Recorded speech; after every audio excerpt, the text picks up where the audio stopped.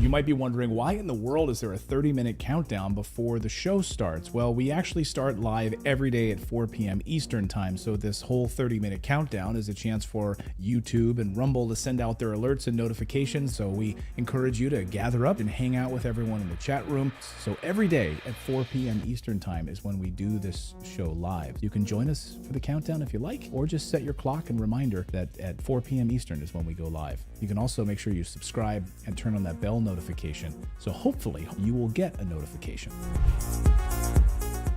What do you have to say about dictators of countries like Indonesia, who we sell weapons to, yet they are slaughtering people in East Timor? What do you have to say about Israel, who is slaughtering Palestinians, who impose martial law? What do you have to say about that? Those are our allies. Why do we sell weapons to these countries? Why do we support them? Why do we bomb Iraq when it commits similar problems?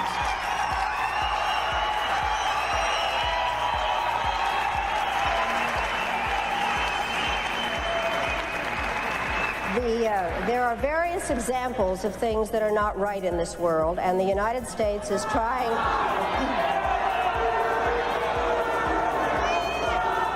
I really am surprised that people feel that it is necessary to defend the rights of Saddam Hussein, when what we ought to be thinking about is how to make sure that he does not use weapons of mass destruction.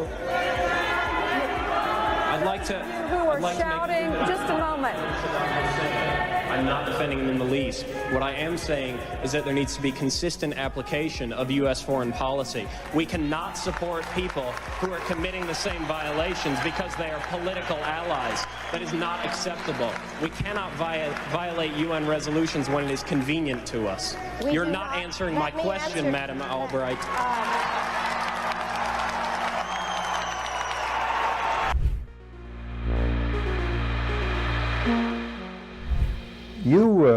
You briefed the press, did you not, when you were there?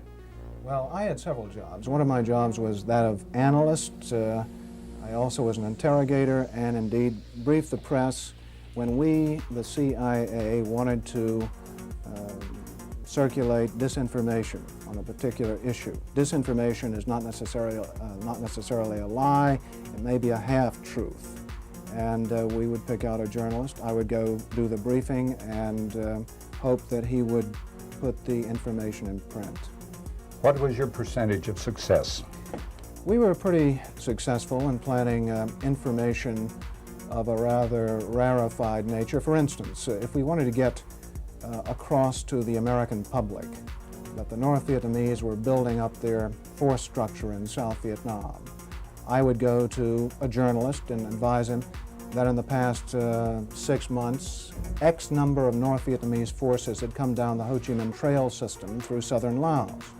Now, there is no way a journalist can check that information. That's data derived from radio intercepts, spy in the sky photography. So either he goes with the information or he doesn't, and ordinarily or usually, the journalist would go with it because it looked like some kind of exclusive. Go after these gentlemen.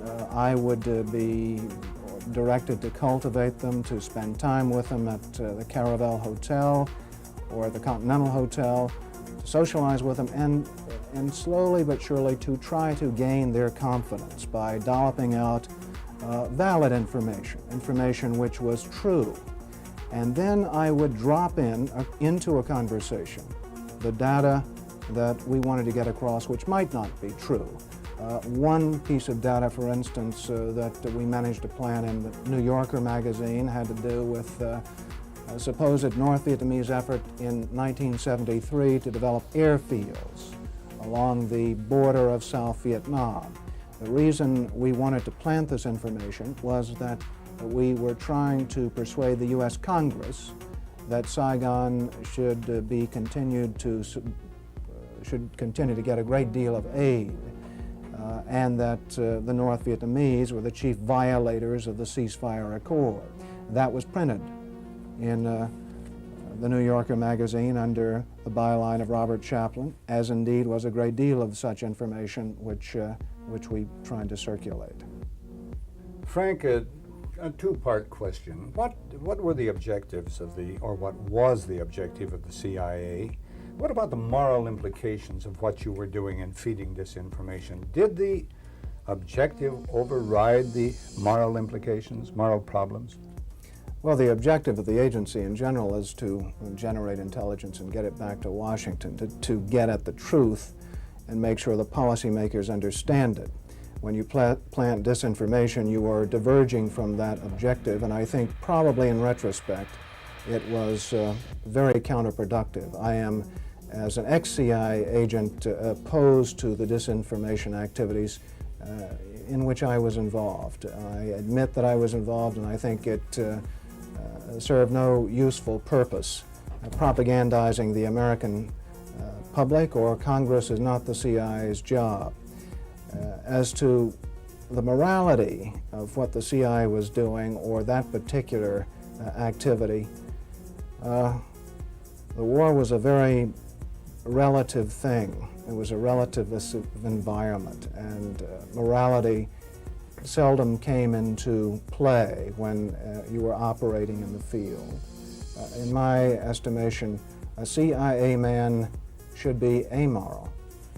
That may sound pretty shocking to somebody, but what if my morality were that of a Nazi or agent, if you will? You wouldn't want me to be your intelligence officer. Keep the morals out of intelligence. Keep the truth in, and stay away from disinformation.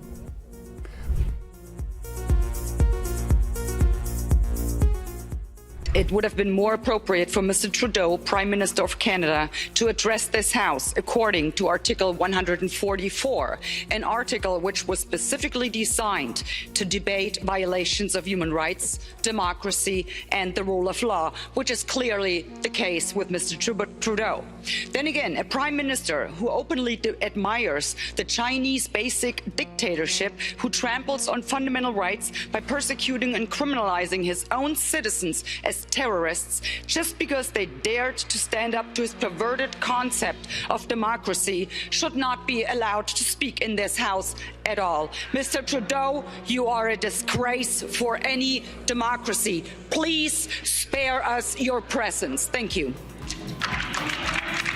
And it might sound radical, colleagues, but the answer to war is not more war, it's peace. And peace isn't delivered by the barrel of a gun, it's delivered by diplomacy, by dialogue. You can wish away your continent's history, but we share a continent with Russia. We will sit down with Russia. There will be a negotiated peace, and this organisation should be promoting it earlier rather than delaying it and making sure that more Ukrainians die. Your feigning of sympathy rings hollow. It makes me sick, to be honest with you.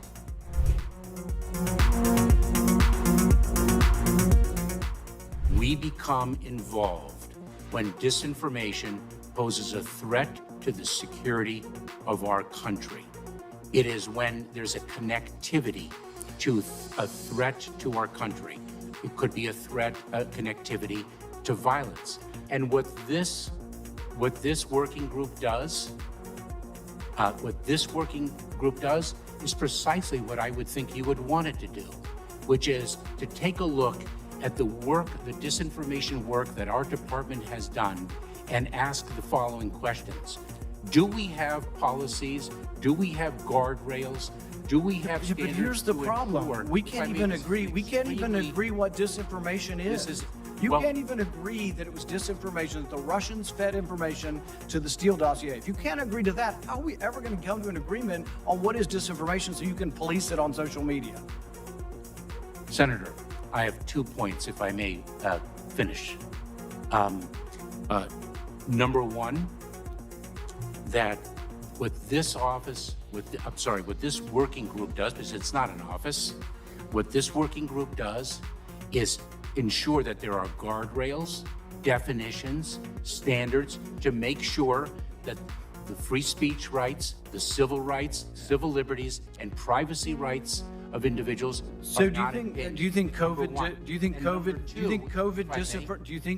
disinformation threatens our national security? And number two, if I may, Senator, and number two, is it your proposition that when the cartels spread disinformation with respect to our immigration policies to try to lure vulnerable migrants to our border illegally? I think you've got no idea what disinformation is, and I don't think the government's capable of it. Do you know who the greatest propagator of disinformation in the history of the world is?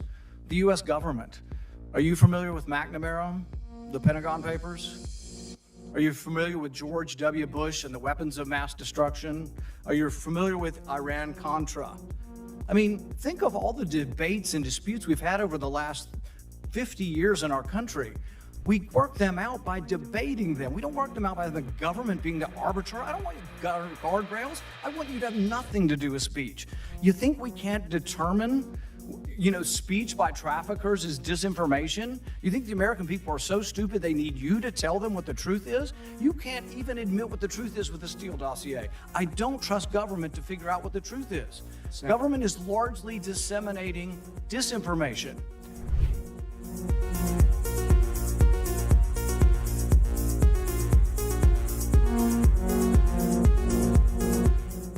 You would know this as a bit of an aside, but in terms of how you think about problem sets, when I was a cadet, what's the cadet motto at West Point? You will not lie, cheat, or steal, or tolerate those who do. I was the CIA director. We lied, we cheated, we stole. It was like we had entire training courses. We had a good discussion on ensuring global energy security and adequate oil supplies to support global economic growth, and that will begin shortly. I'm doing all I can to increase the supply for the United States of America, which I expect to happen. The Saudis share that urgency, and based on our discussions today, I expect we'll see further steps in the coming weeks. Are you worried about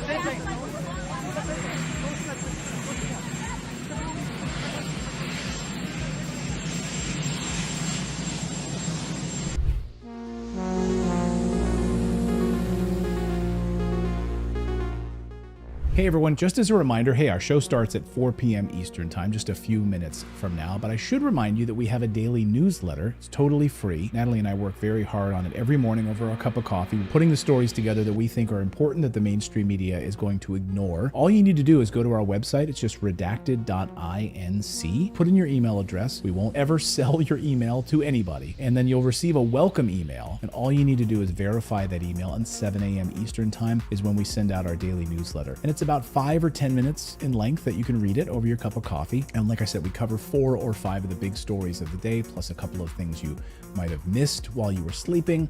We try to have some fun with it, add a little humor into it.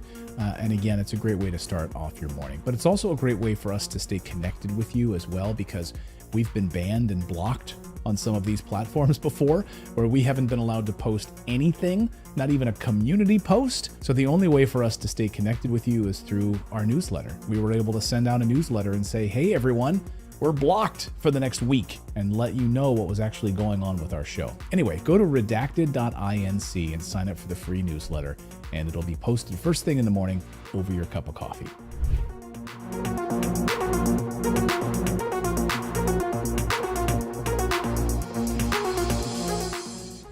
One of the hopeful things that I've discovered is that nearly every war that has started in the past 50 years has been a result of media lies. The media could have stopped it if they had searched deep enough. If they hadn't reprinted government propaganda, they could have stopped it. But what does that mean? Well, that means basically populations don't like wars. And populations have to be fooled into wars. Populations don't willingly and with open eyes go into a war. So if we have a good media environment, then we'll also have a peaceful environment. You killed a million people in Iraq. That is a separate... You killed a million people in Iraq. It's incredible that you have the brass neck to be sitting here now urging another Iraq war. George, after if what I you've was already still in done. Parliament,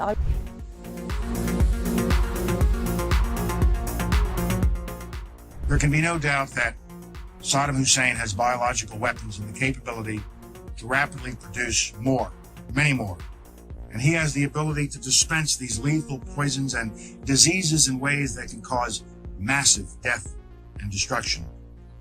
If biological weapons seem too terrible to contemplate, chemical weapons are equally chilling.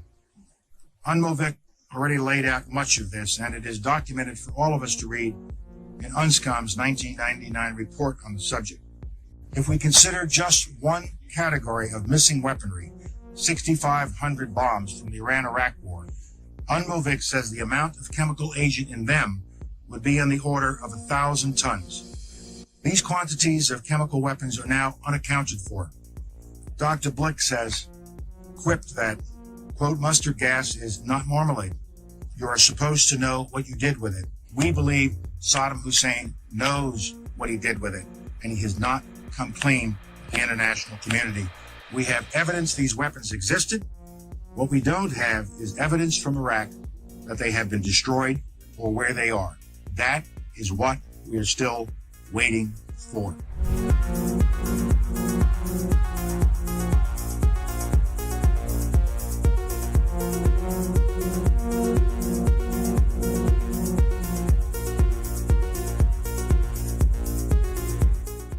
Okay, inspection worth doing, everybody's agreed it's worth doing, and it gets stopped. Yes, sir. At that moment, we're an automatic pilot as far as you're concerned. Period. No ifs, ands, or buts. Now, I respect that. But now, it seems to me the Secretary of State might have a slightly different problem. Secretary of State might be sitting there and saying, now look over there on that side. Now, I remember so-and-so and so-and-so and so-and-so, and the 12 people on this side, they're all the ones that said they didn't want to use force. Now, I'm going to have to go tell the president now that we should, or Secretary Cohen, unleash whatever it takes to get it done. And our military assessment is the same as the majors. The majors' assessment is, privately held but publicly acknowledged later, that airstrikes alone aren't going to do this. Saddam's not going to cave on this. So, now here's the deal. I recommended the president have at it and let the chips fall where they may. A reasonable position for the Secretary of Defense, the Secretary of State to take. But I respectfully suggest, Major, I respectfully suggest they have a responsibility slightly above your pay grade. Slightly above your pay grade. To decide whether or not to take the nation to war alone, or to take the nation to war partway, or to take the nation to war halfway. That's a real tough decision. That's why they get paid the big bucks. That's why they get the limos and you don't. I mean this sincerely. I'm not trying to be flip, because I think, and that's why I said at the outset, the reason why I'm glad you did what you did, we should come to our milk. We should make a decision. But in terms of whether the Secretary of State has no more to consider than you do as the arms inspector. You didn't get in, didn't get my job done, get me in. Period. You made the deal, right? That's the deal. A deal's a deal. Get me in. Scott Ritter, I'm ready to go. It's not how it works. Now, maybe it should work that way. But wouldn't you acknowledge that if you were President of the United States or the Secretary of State, you'd sit there and say, now, okay, old Scotty boy didn't get in. We said he should get in. We want him to get in. It's important that he does get in. They're not going to let him in, so what are we going to do now? We know that France and Russia aren't going to be with us. We're quite confident China's not. We've already run those traps. They're not there. We're not sure where the United States Senate is, but have at it, boys. Go get them. And by the way, Scott and the boys say air power's not enough. I think it's a legitimate debate, Scott, Major. I think it's a legitimate debate. But I don't think we should be putting it in the context of, you have somebody up there at state saying, look, how can we weasel out of this agreement? We want to let this guy out there hanging. We're not this. It's a very practical political decision. Same kind of decision General Powell made. Same kind of decision President Bush made. Every president, every Secretary of State has to do it. Like I said, they get paid more than you. Their job's a hell of a lot more complicated than yours. They may have made the wrong decision, and you brought it to light. We should address it. We should say straight up where we are, and we should do it. And for that, I thank you. But it's above your pay grade.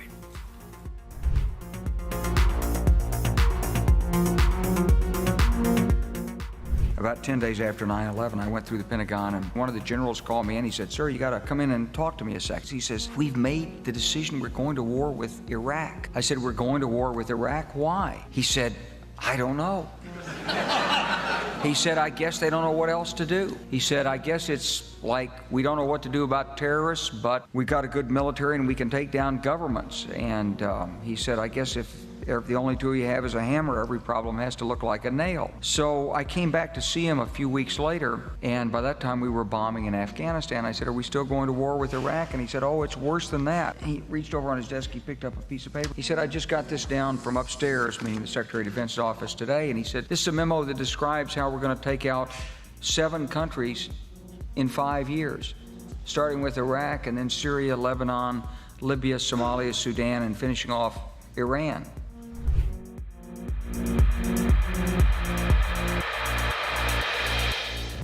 Hey everyone, Clayton here. The show is going to start at 4 p.m. Eastern Time. I should remind you that we have a VIP community. It's our Redacted Rebel VIP community. Now, this show is totally free, what you're watching right now, right? You can subscribe here on YouTube and Rumble, totally free.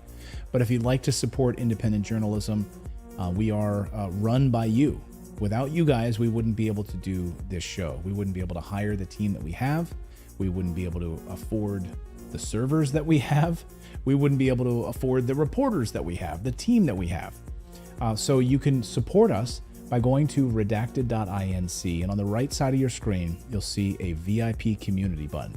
Just click that, and for the price of a cup of coffee once a month, you can support us. We put out exclusive content, early interviews that no one else will see, live streams just for our VIP Rebel community. So again, it's totally free to watch this show, but if you do want to support independent journalism, we would really appreciate it. Come on over to redacted.inc, click on that community button, and decide if you want to sign up or not. It's totally up to you. We thank you. And meanwhile, the show will start in just a few moments at 4 p.m. Eastern Time.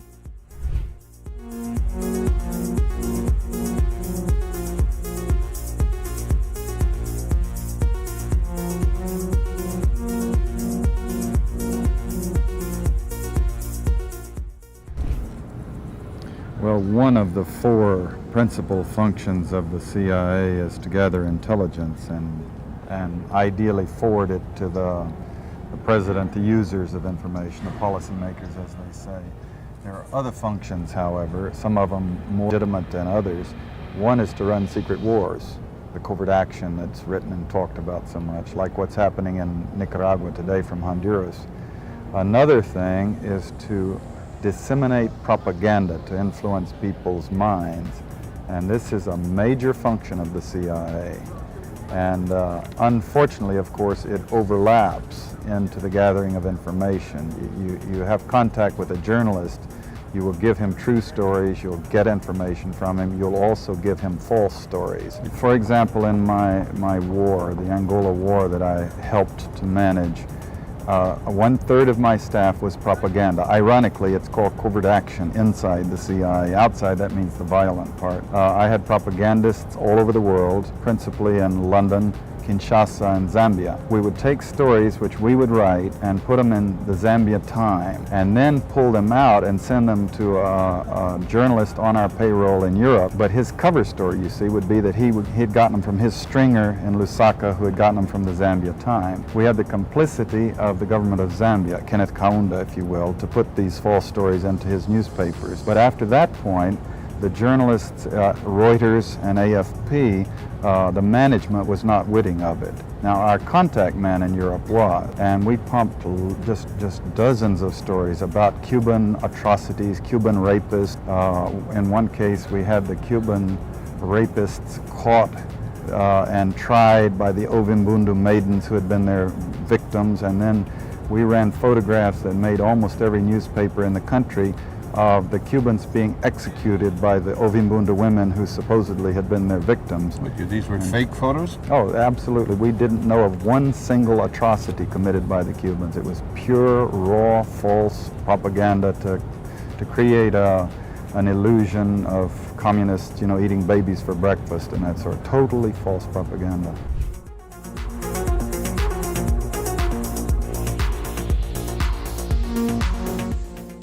The only only reason that I'm allowed to ask you this question is because today the federal court ruled that the government doesn't have the right to determine who is or is not a journalist. This is the second election in a row that the court had to overturn your government. Do you still insist on being able to make that decision, and why? First of all, questions around accreditation were handled by the press gallery and the consortium of networks who have strong perspectives on quality journalism and the important information that is shared with Canadians. The reality is organizations like yours that continue to spread misinformation and disinformation on the science around vaccines, around how we're going to actually get through this pandemic and be there for each other and keep our kids safe, is part of why we're seeing such unfortunate anger and lack of understanding of basic science. And quite frankly, I won't call it a media organization, your group of individuals need to take accountability for some of the polarization that we're seeing in this country. And I think Canadians are cluing into the fact that there is a really important decision we take about the kind of country we want to see. And I salute all extraordinary, hardworking journalists that put science and facts at the heart of what they do and ask me tough questions every day, but make sure that they are educating and informing Canadians from a broad range of perspectives, which is the last thing that you guys do.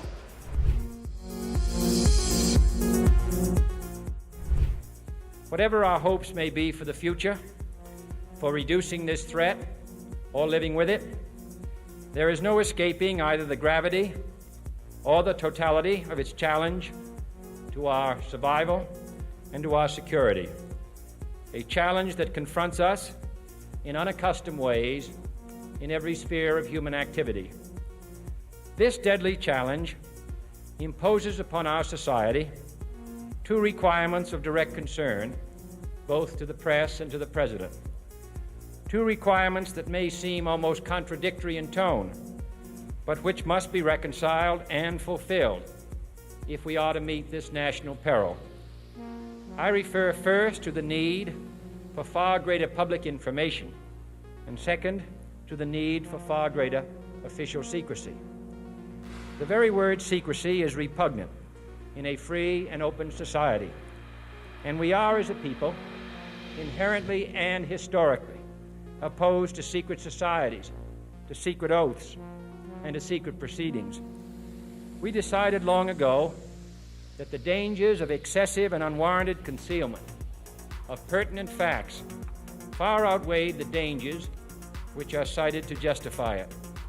Even today, there is little value in opposing the threat of a closed society by imitating its arbitrary restrictions.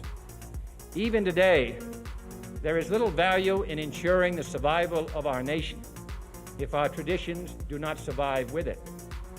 And there is very grave danger that an announced need for increased security will be seized upon by those anxious to expand its meaning to the very limits of official censorship and concealment.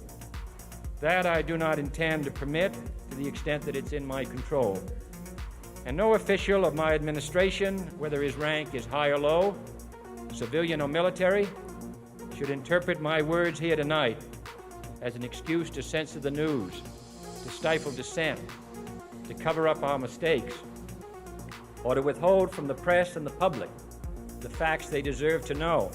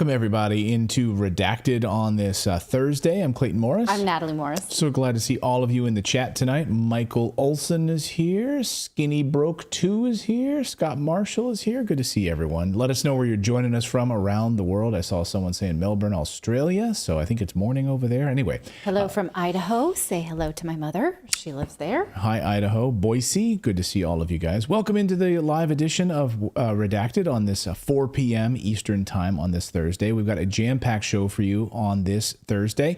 Russell Brand is going to be joining us here on the show to talk about independent media, what it means to be censored, trying to navigate this crazy landscape of elite ownership of corporate media. And how to go through all the stories we go through together. And by together, I mean you in the chat, you viewers, and us, and not constantly be cranky and pissed off. This was something that I am constantly struggling with, because a lot of the stories we bring you are the stories that the mainstream media ignores. They're ignoring them because they would break down power structures. When you are in this work, it makes you pissed all the time. So how can we collectively do better? This was my main question. And NATO has officially announced its plans for Russia and Ukraine. They want to, quote, kill as many Russians as possible, end quote. Their words. Those are the marching orders for Ukraine. And NATO should be supplying the weapons, the manpower, and all of it into Ukraine. All of that and more as Redacted starts right now.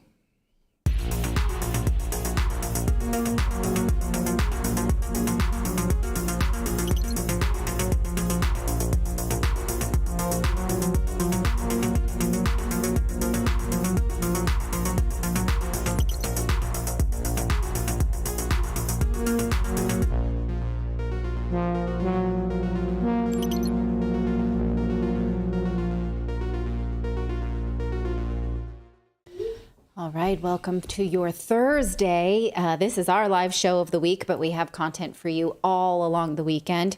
We want to tell you that we also have a daily newsletter, so thank you so much for subscribing to the show and also subscribing to the newsletter. It is free. All you have to do is go to redacted.inc. You get a lot of the same stories that we talk about here on the show, plus more. Plus you get as many links, original links, as we can provide you, because a lot of times as we talk about these topics on the show, we can't quickly just put it all in the chat. You wouldn't be able to find it anyway. So it's kind of like your study guide. It's your Redacted study guide, but it's also fun.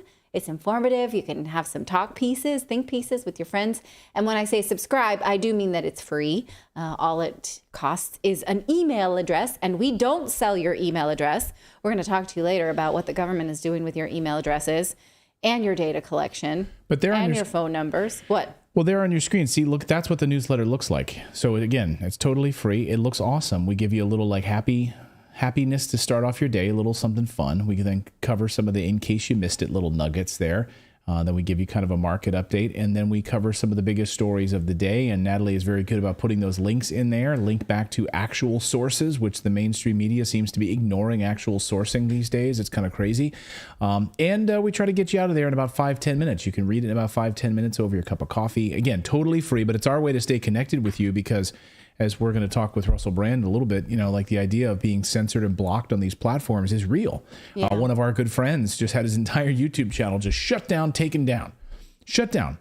for covering what's going on in Ukraine. So this is real. And so for our way to be able to stay connected with you is through our newsletter. So redacted.inc, not .com. Just sign up for free, and that way you get a great newsletter. And then we'll also be able to tell you, hey, what's what if something happens to us. Yes. That's very important. We try and thread the line. We try and walk the line for the platforms that we are on, but those rules are a moving target. So here we are trying to follow the rules while also trying to follow truth. So let's do that. All right. Well, the Western NATO alliance continues to pretend that it's not involved in Ukraine. To listen to them speak about this, they continue to pretend that, hey, it's only an outsider. We're only an outsider looking in, like a friendly neighbor that comes over to your house to check in on the cat while you're on vacation. We'll put out some food and water for your cat, for your war, but we don't own the cat. We don't own your war. It's not our cat. We're just here to help. That's literally what NATO is doing right now. Of course, all of this is a lie revealed in the Pentagon leaks a short time ago, that in addition to training Ukrainian soldiers on tanks and weapon systems and intelligence and targeting and all of that. They've offered, NATO has offered detailed intelligence support, tens of billions worth of advanced weaponry. And to top it all off, NATO is calling the shots on just about every missile that's fired.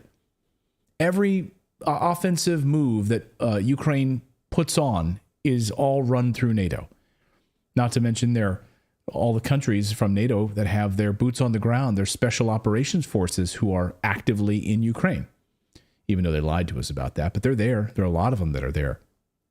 But we're also getting new revelations that NATO specifically told Ukraine to kill as many Russians as possible. Their words, their directive.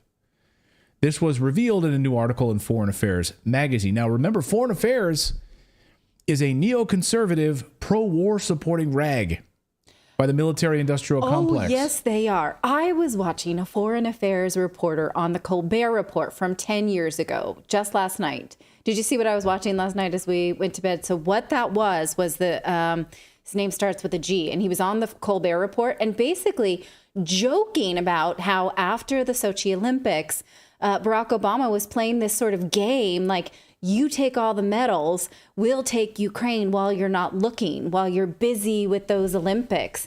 And they were treating it as if it was a funny joke. Like Ukraine, has been aligned with Russia for a long time.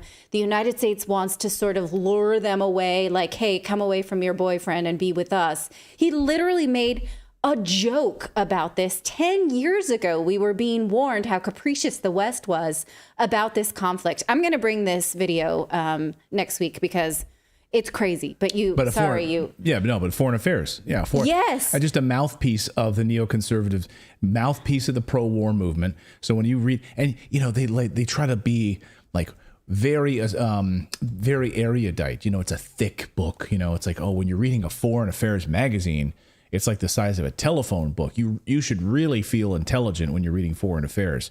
That's what they want to put across. That this is only the Washington elite read Foreign Affairs magazine, which again is a mouthpiece of the deep state and the military-industrial complex. So we are getting these details from Foreign Affairs magazine, neoconservative rag. So for this to appear in Foreign Affairs magazine, Ukraine's winnable war is the headline. Why the West should help Kiev retake all its territory. The article is titled that. Of course, the crux of the article centers around the West supplying endless supply of advanced weapon systems, intelligence, special operations forces, training, personnel, all of it, the full infrastructure.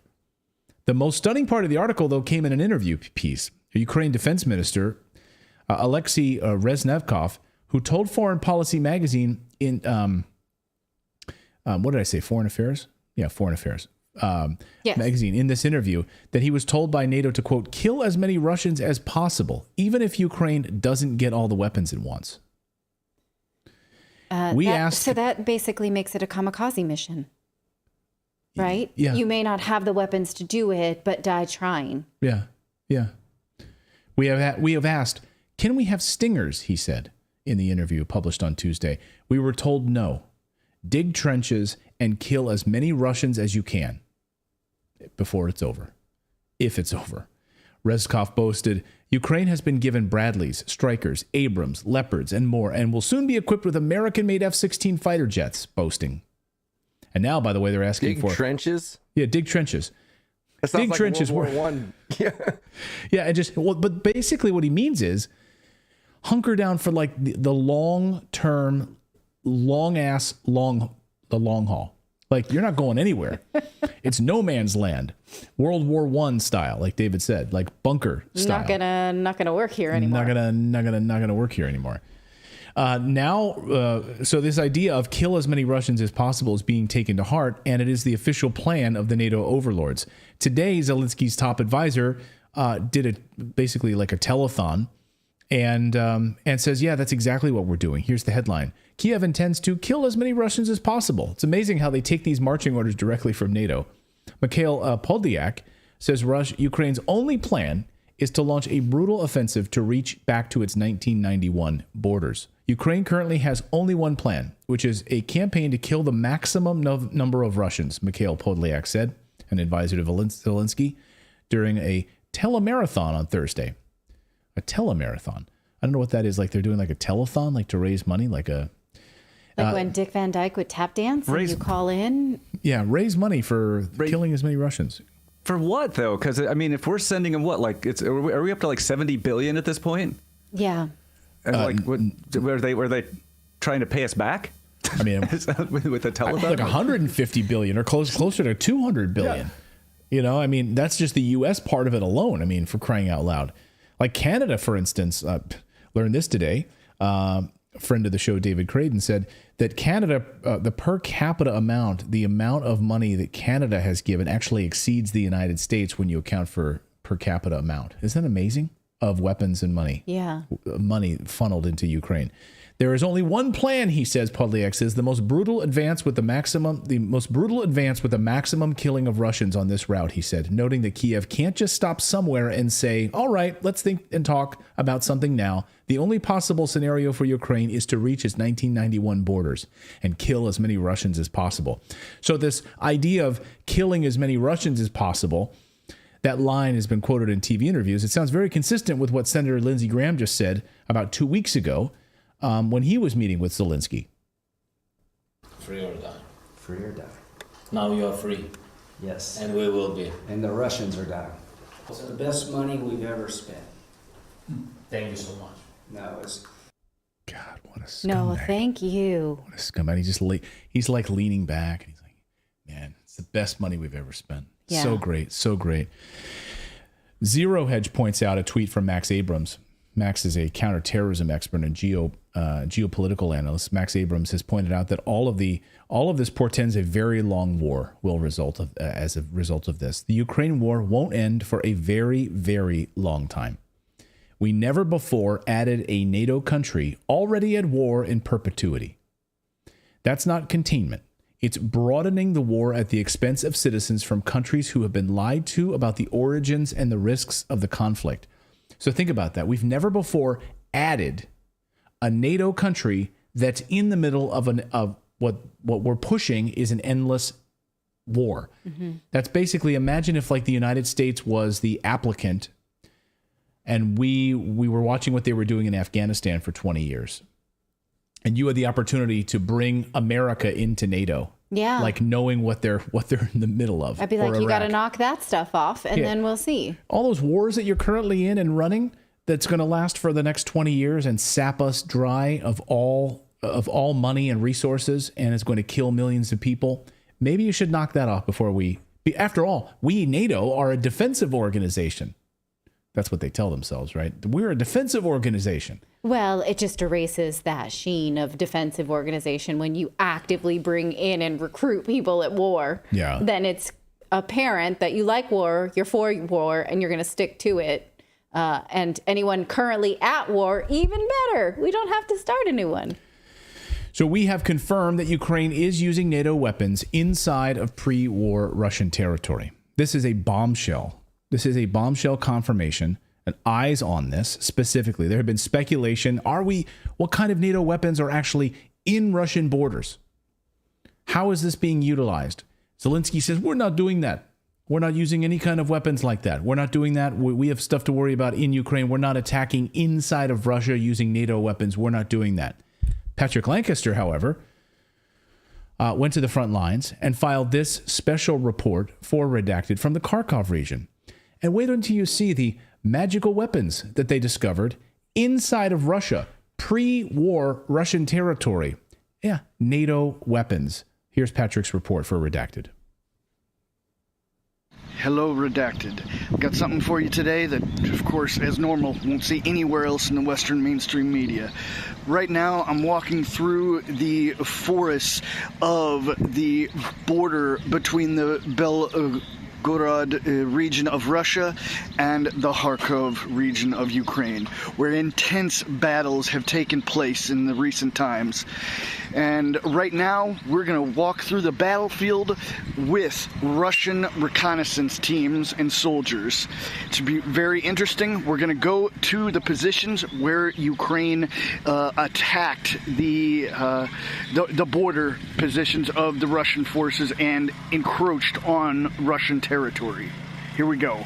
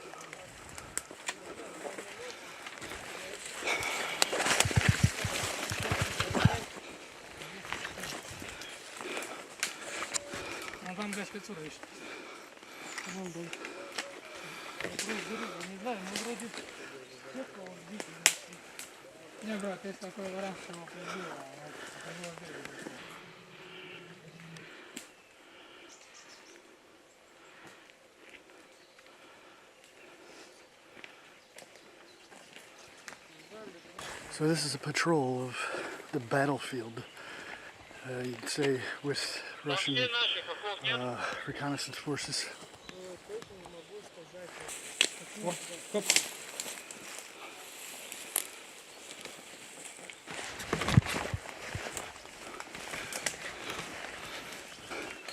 Now you can see all the weapons and holes in the trees and burnt. We're just walking through the battlefield. There's intense battle here on the border.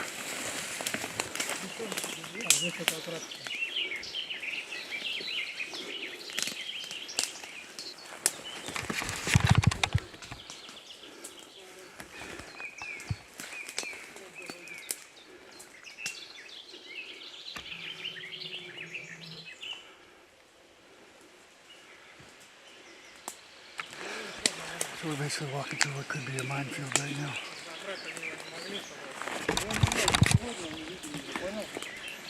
Да, значит, это здесь, где-то в этом местности. Здесь шманит трупом. Давай так пройдемся. Ну вот с этой полянки мы... Пулеметная лента.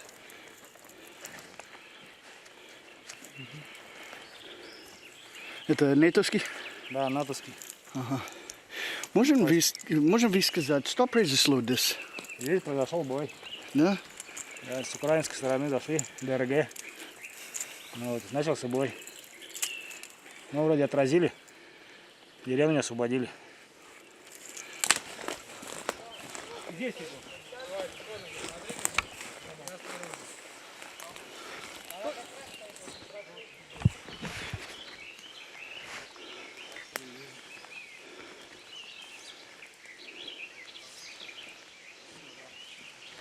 Нормально?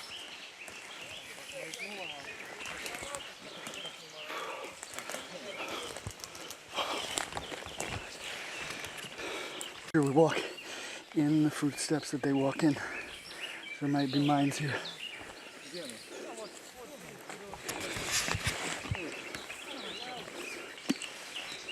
Вот у нас стоит растяжка, да, которая стоит на тропе, перекрывает выход с водоема. Ага.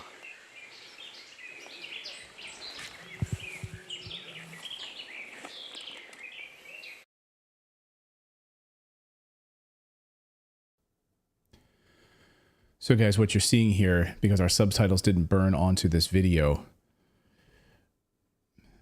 Patrick Patrick is explaining here that there's tripwires set up, that Ukrainians had set up tripwires in this area, and then also discovered a gun belt and multiple NATO weapons all being used in these positions here. Let's listen to Patrick here.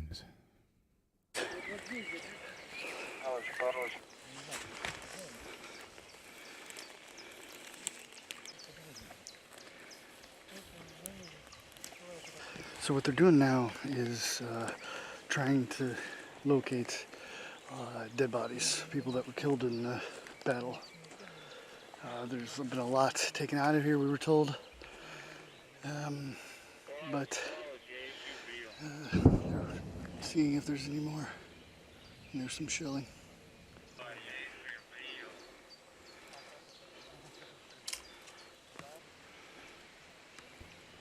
Just imagine children going down to the banks of the river, finding these tripwires, these things that... Представься, пожалуйста. This person's name is Kara. They're on the outskirts where they are now in Russia. And he's just describing the terrorists that were in this area and had taken over people's homes. And they went through the border fence, came into Russia. Откуда они начинали двигаться? Ну, покажи вот примерный маршрут, с какими группами заходили. Если присмотреться, вот здесь четко натоптана дорожка. Там дальше есть пролом в And he was asking how well were their positions prepared. They came in and actually dug trenches. So they were in Russian territory using NATO weapons in Belgorod. This is pre-war Russia. They were taking over private houses. He's explaining how they looted a lot of houses, left behind a hut, scattered bottles everywhere. They spray painted the houses of residents that they took over. Destroyed their appliances, TVs. Обустраивали свои позиции, наблюдательные пункты, то есть профессионально подготавливались. Вот дай комментарий. He's saying they were here for a short time until Russian forces overran them. The positions weren't that entrenched. They weren't that deep. They were here for a short time. They left bandages, ammunition. В домах, частных домах. Да, в частных домах, да. Очень много мародерства там. The ammunition that they saw was namely NATO weapons. They also tore off their identifying bandages, their Ukrainian bandages that they wear, their yellow bandages, which he thought was strange for them to tear off these bandages. There was a lot of yellow bandages. He says, why, I don't know. It's very odd. Следующий вопрос. Вот окопы, как они были обустроены? На скорую руку? Или они были подготовлены? Вот вдоль улицы идут. Вот твое мнение. And so you're seeing those positions there in the ground. Those are foxholes that they dug, positions dug in kind of haste. На маршрутах, где они отходили, вот, может быть, обратил внимание, что-то такое, ну, что четко, что это уходили вот по этому маршруту, там, я не знаю, повязки с руки. And no, guys, I don't understand Russian. I'm actually reading a transcript of this file that did not get burned onto the video, so we apologize. На маршруте отхода противника, вот что наблюдал? На маршруте отхода наблюдали очень много брошенного боеприпасов, прям очень много иностранного производства, а именно НАТО, да. Потом повязки срывали желтые, что вот нам показалось как раз странным. Очень много желтых повязок именно срывали и уходили в сторону границы. Потому что прям насчет повязок, да, прям очень много желтых повязок было. А почему, интересно? Я не знаю. So here are the foxholes where they were, these positions where they were dug in. From the soldiers themselves here. Они настолько быстро уходили, что они оставляли даже бронежилеты. Честно? Вначале... Граница, государственная граница. Ага. Ага, the border, да?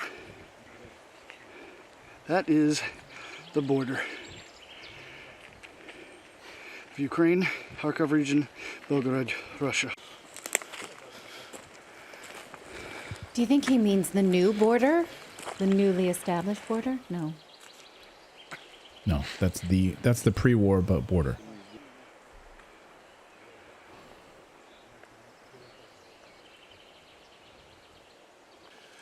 All right, so we have made it to the very front line, the border between Kharkov, Ukraine, and Belgorod, Russia. You can't get any closer to the front line. That gate you see right behind me is the border between the two, Ukraine and Russia.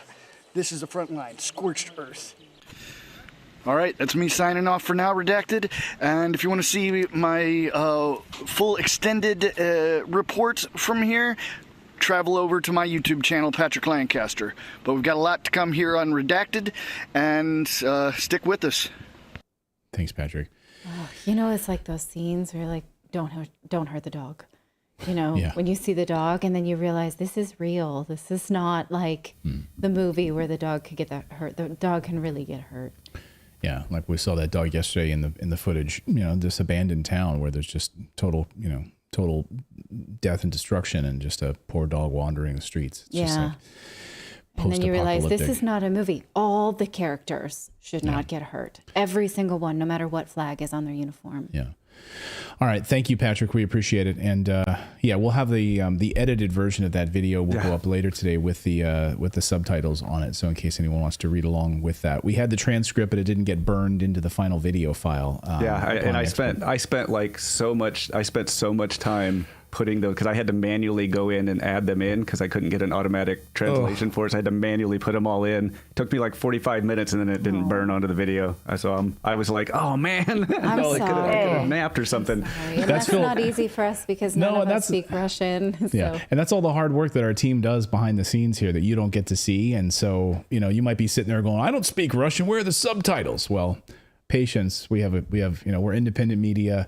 We don't have billions of dollars, and Philip spent about almost an hour putting those by hand into the file, and then it didn't get burned onto the final video edit. So anyway, when we have the clip of that going out later in about an hour, 2 hours, all of the subtitles will be there in that file. So don't worry about it. It's just so shocking to watch that footage and then go to like these sleek, clean headlines on the Wall Street Journal or Financial Times that are just telling a completely different story. No, it's it's just garbage. We hope you appreciate this different perspective that we're able to bring you. Yeah, Philip. Well, one of the things that the Kara, the guy he was interviewing, was talking about was like the people finding like the beer bottles and the houses just trashed. And I've been seeing on Reddit where like the articles that you're seeing from mainstream media are saying that it was the Russians in the houses doing that, and then you've got Patrick in Russia saying it was the Ukrainians that were doing that, and it's like they would never say the opposite of that. They're just like, oh no, this is something bad. It hasn't been the Russians. Yeah. We saw that Australian news report, which just regurgitated garbage, which wasn't true at all. And so, no, literally right here on the front lines, you can see their yellow bandages in the ground using NATO weapons. Russia's not using NATO weapons, FYI. So this is why it's so important to be able to have this coverage. So we've got more news to get to here on your Thursday. Russell Brand will be joining us in a few minutes to talk about independent media. We're also going to look at the German persecution of journalists. So Germany is actively going after anti-war voices. And even if you're not a German citizen, if you just happen to reside in Germany and you speak out against this bloody war, sorry. Germany will knock on your door. Germany's going to come to you. You may be prosecuted as a result of it. So we're going to tell you about that, what's happening there. And America is tracking just about everything you do with a whole bunch of new data collection. We're going to cover that. But first, are you an investor looking for an easier way to trade stocks? And would you like 17 free stocks right now? With Moomoo, our favorite trading platform, there's no steep learning curve. It has a simple interface. And when I say 17 free stocks, what I mean is this is amazing.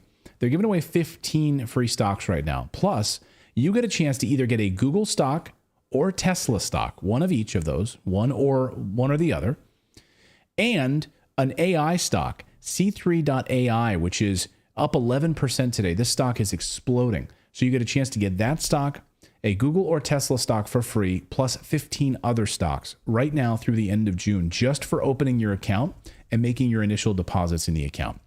Moomoo is a powerful trading platform. It has great stuff for experienced investors like level 2 quotes, customizable watch lists, charting capabilities, all of that stuff. Plus, if you're just getting started, they almost have a full university like built into the app. So you can learn about different markets and commodities markets and bonds and ETFs and all of those things if you want to. So, you know that I'm a big commodities trader. I love to buy stocks in oil companies and gold producers, etc., in actual tangible items. So for now, June 5th through June 30th, get those 17 free stocks. And also right now, for our Australian viewers, you get an extra bonus right now if you live in Australia. That's right. So you can get 10 free stocks when you complete your first $2,000 deposit in Australia. So thanks. That's our big thank you to our Australian viewers who want to try Moomoo for the first time. Anyway, go there right now. Is the link on your screen. You have to use that link in order to get it, which is redacted.inc/Moomoo. Again, the link on your screen is redacted.inc/Moomoo. Again, redacted.inc/Moomoo to get up to 17 free stocks and trade like a pro with Moomoo. All right. All right. Well, we're going to have a little debate here about whether or not the government should be buying data on you instead of spying on you. Because why bother doing the spying when private companies can do it and the government can just buy the data? We're going to have a discussion about whether or not it's right for, let's say, the government to buy this private data if other companies are. Why shouldn't they get in on the fun, right? Or is that a violation of the Fourth Amendment, which protects you from unreasonable and unwanted and unwarranted search and seizure? So let's give that some thought. I'll leave you with that think, please. Just think about it for a second. Like, if Target's buying information about you, shouldn't the government? I don't know. Think about it for a second. But first, I want to remind you that it has been 10 years since Edward Snowden brought us the revelation that our government was spying on us. In fact, it's almost been exactly 10 years because Edward Snowden's birthday is in late June. It was on his 30th birthday when he revealed all of this stuff and moved abroad and never to return. And so that happened in 2013, 10 years ago in June. So here we are. What have we learned? We've learned that the government is pretty unabashed. They never really apologized. They made some sort of perfunctory changes like, yeah, we shouldn't have done that. We should have got warrants. We, went and just took what was there without really thinking about it. But now it seems we have a new revelation from a new document that's just been released. It is redacted, but it was written last year. And it's showing that the government doesn't have to spy on us anymore because they can just buy this data. According to a new report, it comes out from the Office of the Director of National Intelligence. The U.S. intelligence community is purchasing data on consumers to just get around the restrictions on spying for it. This report was unclassified recently. It is redacted. And I said new, I meant it's not that new. It was written last year. So this data, what we're talking about here is called CAI, or commercially available information. So I'm just going to refer to it from now on as CAI. Okay. It can reveal sensitive and intimate information about individuals. So this means that when companies track, let's say, your purchase history, your location data, your browser history, all of that stuff, and you're like, who's selling it? Well, we know, right, that we are giving up some control of our data when we sign up for certain apps. Even if we turn on the most minute security features, we're still being tracked. Most of us know this, right? This should come as a surprise to nobody. But we know that a lot of times these third parties use this data and sell it to other companies or share it with other companies or something like that. Now, it's supposed to be randomized, but the government has the ability to de-autonomize it, meaning they know, they can figure out who it's connected to, right? So why then would the government go and build expensive platforms, expensive software, go spying on you and then get called out like Edward Snowden did and have egg on their face when they can just buy it? Here's a little bit from that report. It talks about how CAI may be anonymized, but it is possible to de-anonymize and identify individuals, including U.S. persons. They say it's a resource available to the general public, including adversaries. So, if they don't buy it, than foreign governments could, So right? two wrongs make a right. In their opinion, right? Again, I'm not saying what's right or wrong. We're presenting you with this information and we can have a discussion about it. CAI also raises counterintelligence risk because other companies can buy it too. They can see what's in Joe Biden's Amazon cart, right? What's on his Peloton. Remember the time I told you I got a high five from Joe Biden on Peloton? Yeah. All of that stuff, right? They can see it. It also has increasingly important risks and implications for U.S. persons' privacy and civil liberties, as CAI can reveal sensitive and intimate information about individuals.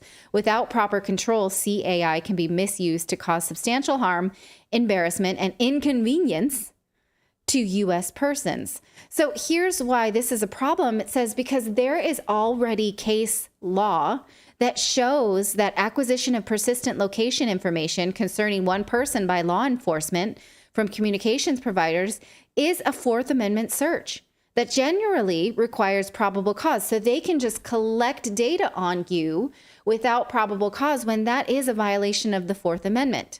Says the same type of information on millions of Americans is openly for sale, though, to the general public. So here's the conundrum. If the general public can use it, right? If Target can buy up data in order to better target ads to you, which they do. We've seen them before, right? If you buy a pregnancy test, they then are going to start to try to sell you baby stuff. If you've been in and around one area, they take location data, everything. So if companies can use it to sell to you, then should the government have the same rights to buy it? Well, here's some things that may, if you're like, well, it's out there, someone's selling it, the government would probably want it too, right? But this is our government we're talking about. So we're trusting them to use it for benevolent purposes. Yeah. And then also, this is your tax dollars being spent to spy and collect data on you. Which you may say, okay, again, but if it's available for purchase, shouldn't the government have one too? If other countries can get it, if these think tanks can get it, if it's just out there. One of the problems pointed out in Nicole Perlroth's book, This Is How They Tell Me the World Ends, is that a lot of times when governments buy up these databases, they are buying them in duplicate. So let's say this is the way it works for software bugs. So let's say there's a software bug that allows somebody to get into your email and read your email from now on. And the government becomes aware of this, what they call a 0-day. It's a software vulnerability. And they say, we want that. We want to own it. Either we're going to use it or we're going to own it so nobody else can use it. And they'll buy it. And so they buy a 0-day from a hacker. And maybe the FBI buys it, right? Because they think we should have this. And then they don't share it with other government agencies because it's classified. So then the CIA becomes aware of that and they buy the same 0-day. And then the NSA becomes aware of it and they buy the same 0-day. So what can and does, absolutely does happen is that millions of your tax dollars are being spent to buy these duplicate software vulnerabilities for whatever reason. And they don't know. There's no way for us to really know how many duplicate 0-days have been purchased. So it's naive of us to think that multiple government agencies are not also buying up these CAI databases. Of course they are. And so if they are doing that, there's no protocol for doing it. There's no budget for doing it. They just do it. Then most likely you are buying these databases multiple times. So those are some things to think about. You, the taxpayer. You, the taxpayer. If you're not American, maybe this is not your problem, but you can probably be pretty sure that if you live in the West, your government's doing this. I don't know about Eastern countries, but usually what the U.S. does, the EU does, and the UK does. Yeah, and it's somebody in our chat just says all internet traffic flows through Frankfurt, Germany. So, I mean, and I think, David, you were talking about this. Most of I think in Europe it does, and I think it all flows through the United States, right? I mean, a huge. Yes. Yeah. We talked about this recently, how pretty much everything flows through the United States. So these bills that give the government power to regulate all traffic on the internet would be for everybody, not just the United States. Well, and think about the story too, where we were listening in on the phone of Germany Prime Minister. Like, we have access to everything. You know what I mean? Yeah, we were 'Cause it's all- listening 'cause in on it's all Angela global Merkel.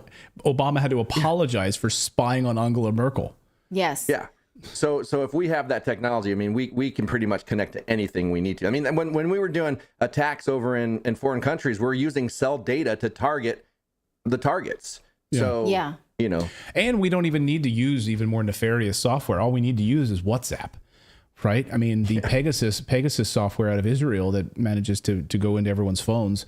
All they need is to use, if you have WhatsApp on your phone, they can send you a text message, or they can even send you a phone call from an unknown caller. If you answer it, that's all they need. Now they have total access of your phone. So if you have WhatsApp on your phone, never, ever, ever click on a link from somebody that you don't know, and don't answer the phone from an unknown caller if you have WhatsApp on your phone. Well, Shadow Rider in the chat says they're a spy, so they can tell us how this is done. Yeah, I guess so. In our midst. But I think that this is an interesting question, right? Should the government do it if everybody else is going to, right? No, the answer is what no. Senator Wyden is saying, this is a violation of the Fourth Amendment. Yeah. We absolutely cannot trust them to use this for benevolent purposes. And we need some sort of open source communication about it where it's not being purchased in duplicate. And we need to know how they're going to do it, why they're doing it, and what they're collecting. I want to go back. I don't think we're going to get that. I want to go back to the Fourth Amendment piece and your law that you mentioned, which was like what, Carpenter versus the United States, or whatever, that said this is illegal search and seizure. But under what circumstances would that come up? You'd have to file, it'd have to be a lawsuit, right? So Americans would have to file a lawsuit against Target, or you'd have to know about it first. Yes. Right? I mean, how do you know about it first to find out that it's a crime? And well, not Target, the government, right? Like, why are you, the government, collecting my location data? And it would they got have the to Restrict Act coming up, so they need all that information, because how are they going to know all your transactions? Like they literally want to track every transaction, every phone call, everything, so that they can have your social credit score and they can shut you off if you don't do what they want. So it's like. And there's going to be all kinds of things in that bill, I'm sure, to protect corporations from being sued for giving them the information, because we've seen that with the vaccines and stuff. Well, here's All these another protections. question, though. If you're saying, no, this is illegal search and seizure, it's a violation of the Fourth Amendment. But who's to say then that an adversary doesn't buy this data and exploit it? And so, but are we led to believe there's one copy? Like there's only one copy, and they're buying the hard drive with it on there? Of course not. So even if even if it's duplicated, though, you want to know what your adversaries have, right? If it's out there, I mean, you can't, unless you slap rules on the companies that track this data and say you cannot sell this to any government entity. They're going to get around that by just selling to a think tank associated with the government. Yeah, and the way that I look at it is, if our government has stuff, there are way smarter people in the shadows that have more than them. So that stuff is out there already anyway. If you have a device that tracks anything, you have a computer, you have an account with any company, you're out there. There's nothing you can do. And there are people that know way more than the people that we're worried about that have that data. Yeah, that's one of the things that tipped off Edward Snowden, is when he was working in Hawaii, he was given an assignment to do a report about how China can spy on its own citizens. And he's doing this report and he's like, there's no way we know all of this, as he was doing his research of what was already known inside the NSA. And he's like, there's no way we know all of this and we're not doing it too. And that sent him digging, and he knew he would find it, and he found it fairly easily, is because he knew if one person's doing it, the other person's doing it too. So is it even, is it worth it for us to scream and shout about it? If everyone's going to do it, is it worth it for us then to say, okay, I need to educate myself further on how to lock myself down inside of these apps? I don't think that's completely possible. If you're going to use these apps, you're going to make yourself there are smart ways to do it. that- I mean, there are smart ways to do it and protect yourself. It's very, very important to make sure you have like two-factor on a lot of things, and a lot of simple things, making sure that you're not storing passwords on your no location data on your messages. on your messages, on your Facebook, on even, for instance, like if I go out for a run, the apps that I use to track the run, like to put a map of where I've been, and I tell them that that's not acceptable, like no location data and those kind of things. turn off your cookies. There are ways to do it, but it's really hard unless you completely cut this digital leash. Yeah, and I guess my thing is, like, I don't think we should fight them having it. Like, we don't want them to have it, but they're going to have it. Like, what we should fight is how they use it against us. Like, that's where we need to draw the lines. Okay, we need to fight, like, these bills like the Restrict Act that's going to use that data that we know they already have. Like, there's nothing we can do to stop the data collection. Nothing. We're on camera every day. It's out of control. But we can fight the legislation that they're trying to put forward to use it against us, to track us and stuff like that. And to limit our ability to get a mortgage. Your carbon footprint is too large this month. You can't travel. You can't buy a car because of your social credit score, your carbon footprint. You can't eat meat because you've gone over your meat allotment of purchases this month from the grocery store with the money that we've given you using the FedNow digital currency program. Like, yeah, exactly. That's where this is headed. Or, I mean, think about, let's say you're susceptible for an audit because of your location data, right? They don't think that you were working in the places that you say you were working, or you wrote off too much mileage and your smartphone didn't move those mileage. Yeah, or you're off the grid, or using it to sort of weaponize or track you further for tax evasion or something like that. Not that you shouldn't be honest on your taxes. Absolutely, you should. But could this be used against you? And we already know in the piece we did with Tom Wheelwright that even if you're right, you're still wrong when you're fighting the IRS. There's a comment on Rumble. Mr. Rye 22 says because people are talking about Microsoft and something nefarious with Microsoft, but Mr. Rye 22 says my Xbox turned on and updated itself while it was unplugged. What? Come on. My God. That's crazy. Is that real, Mr. Rye 22? I mean, I have, I'm willing to believe a lot of things, but is that really what happened? Maybe unplugged from the internet. I could possibly, but I don't know how it could do without power like that. Yeah. But hey, the aliens. All right. Well, let us know what you think of this, because it's a complicated story. It's great that we know this. And it's exactly what Edward Snowden warned about in his book, is that if the government can find a way to use private sector contractors, they will. They don't need to hire spies anymore if other companies will do it for them. So this is happening. And so, 10 years later, after Snowden, are we in a better place? Do you feel better about having gone 10 years? Are we? No. Yeah. I don't know. That's a tough anniversary of like, oh, wow, we've known this for 10 years. Was it worth it? Yeah. I don't know. Well, coming up on the show, Russell Brand will be joining us. German persecution of anti-war voices. But as we were just talking, anyone can find anything on the internet, including your full legal name, your personal email, even your passwords, because data brokers are selling your stuff on the dark web. And we didn't even plan this, but thanks to our sponsor, Aura, for sponsoring tonight's show, because literally exactly what we were just talking about. Sadly, this information is accessible because of these data brokers who profit by selling your information to robocallers, telemarketers, where all the money is, the spammers, anyone else that wants to learn more about you. Aura will actually identify those data brokers that are exposing your information and automatically submit opt-out requests on your behalf. They'll even opt you out of junk mail and telemarketing lists. And you can use our link, which is right there on your screen, to try it for 2 weeks. Aura.com/redacted. And there's a QR code on the screen, too, if you just want to try it and see how many data brokers are sharing your information. So just try it for 2 weeks. Just grab the QR code off the screen right now, or go to aura.com/redacted.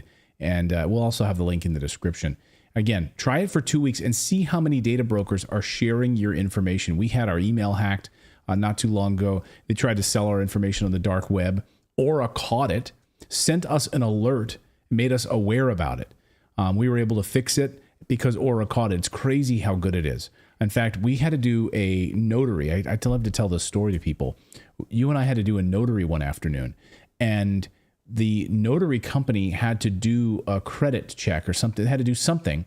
And almost immediately when the notary was doing their thing, Aura sent us an alert letting us know that someone was doing a credit check on us and running, and they identified the company that was doing it, and they sent me an alert right then. It was amazing. I was like, yeah, that's exactly what they're doing right here in front of us right now. It was crazy. So anyway, Aura does all the hard work for you. Go to aura.com/redacted and give them a 2-week free trial with our link. You'll be shocked at how much of your private information Aura finds in just those 2 weeks. So go now and try it out. Aura.com/redacted. Well, the German government continues its crackdown on anti-war voices, whether it be journalists or now political satirists receiving letters that they're under investigation from the German government if they speak out against the war in Ukraine. Even political satirists who are mocking the entire process. Dan Cohen is following this story and sat down with one particular political satirist who now received a pretty troubling letter. Dan, what's the story? Well, I spoke with CJ Hopkins, who is an American citizen living in Berlin, Germany, and over since 2020, the rollout of the COVID regime, he has been one of the most incisive and lucid critics of the entire regime. And he runs an outlet called the Consent Factory, where he has published numerous essays criticizing government actions that were pushed through the pretext of a pandemic. So I spoke with CJ about a letter he received from the Berlin state prosecutor threatening prosecution for tweeting his the cover of his book, which is called the New Normal Reich. So take a listen to this interview. You are under criminal investigation by the Berlin state prosecutor for tweeting out the image of the cover of your book. Your book, The Rise of the New Normal Reich, obviously a provocative title. Can you just explain what the hell is going on here?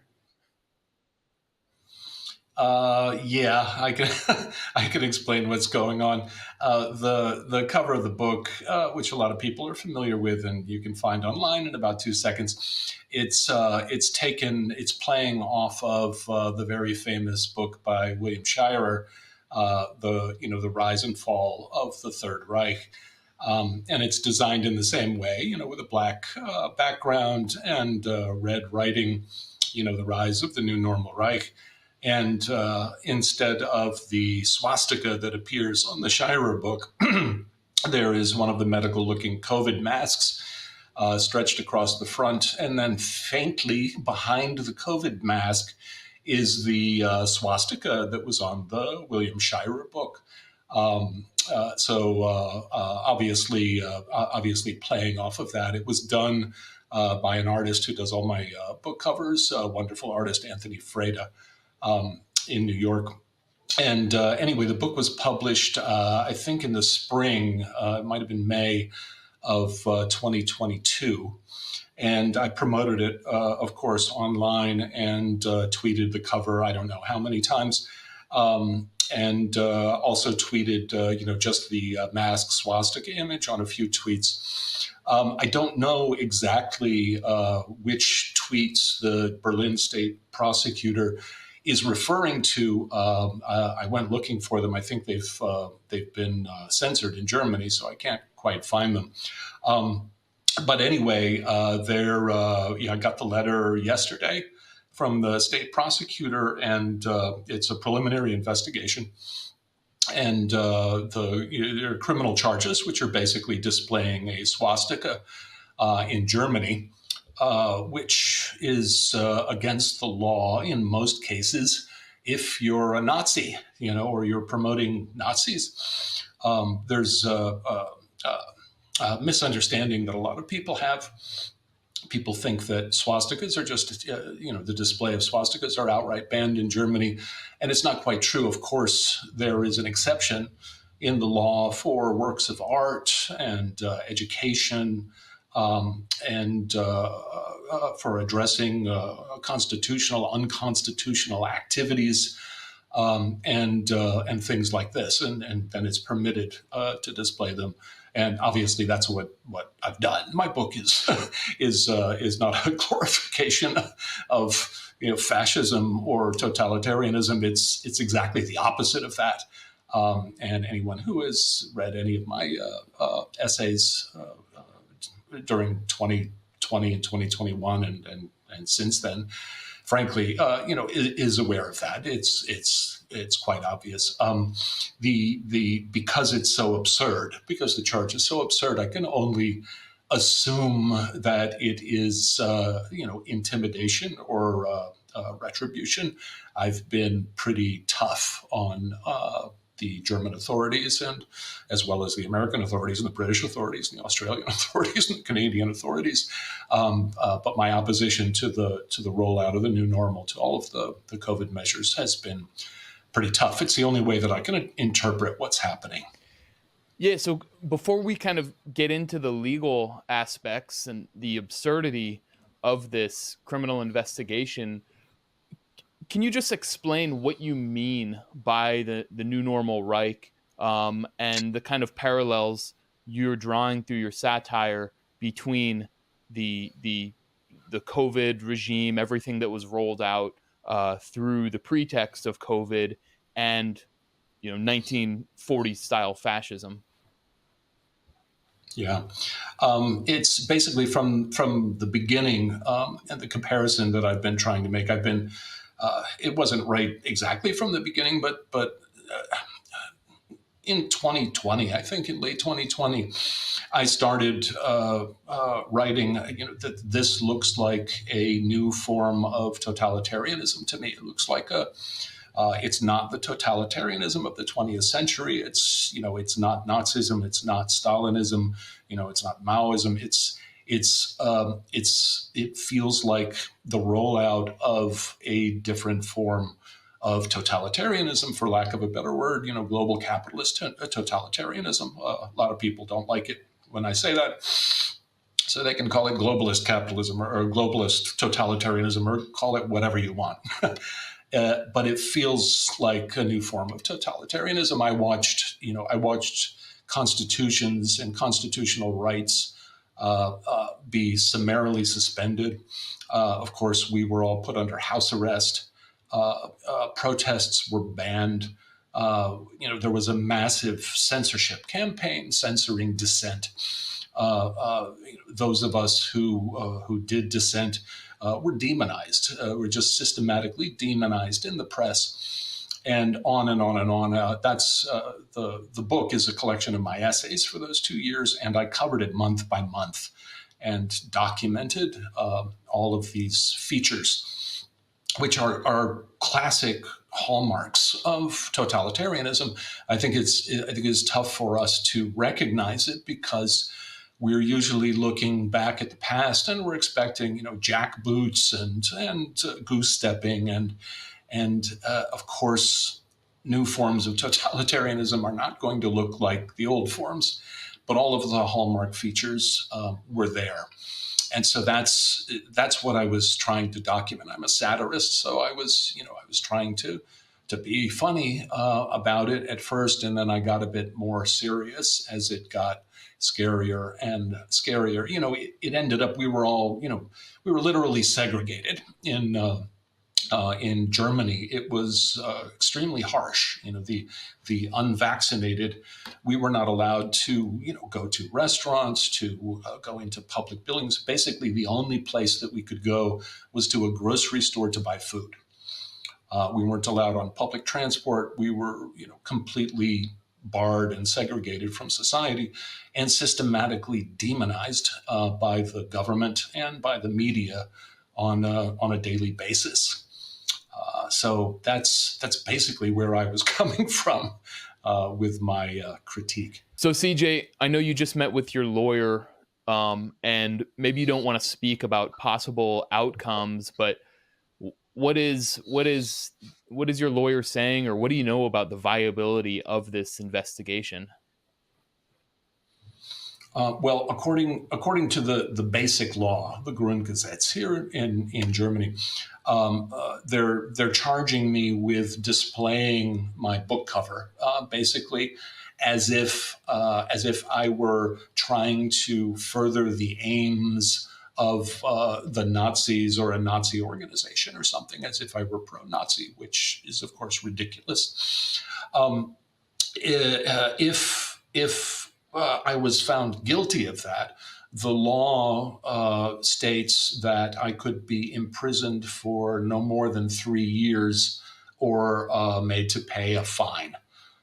So I have no idea, and I cannot speak about possible outcomes in the case, but that's what the law says.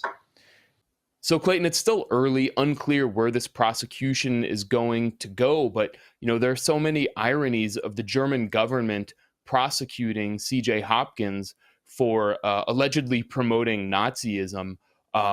First of all, the German government has sent Leopard tanks most recently, which are now being destroyed in Ukraine, to a Nazi-infested military, let alone its own Nazi problem inside Germany's own military ranks.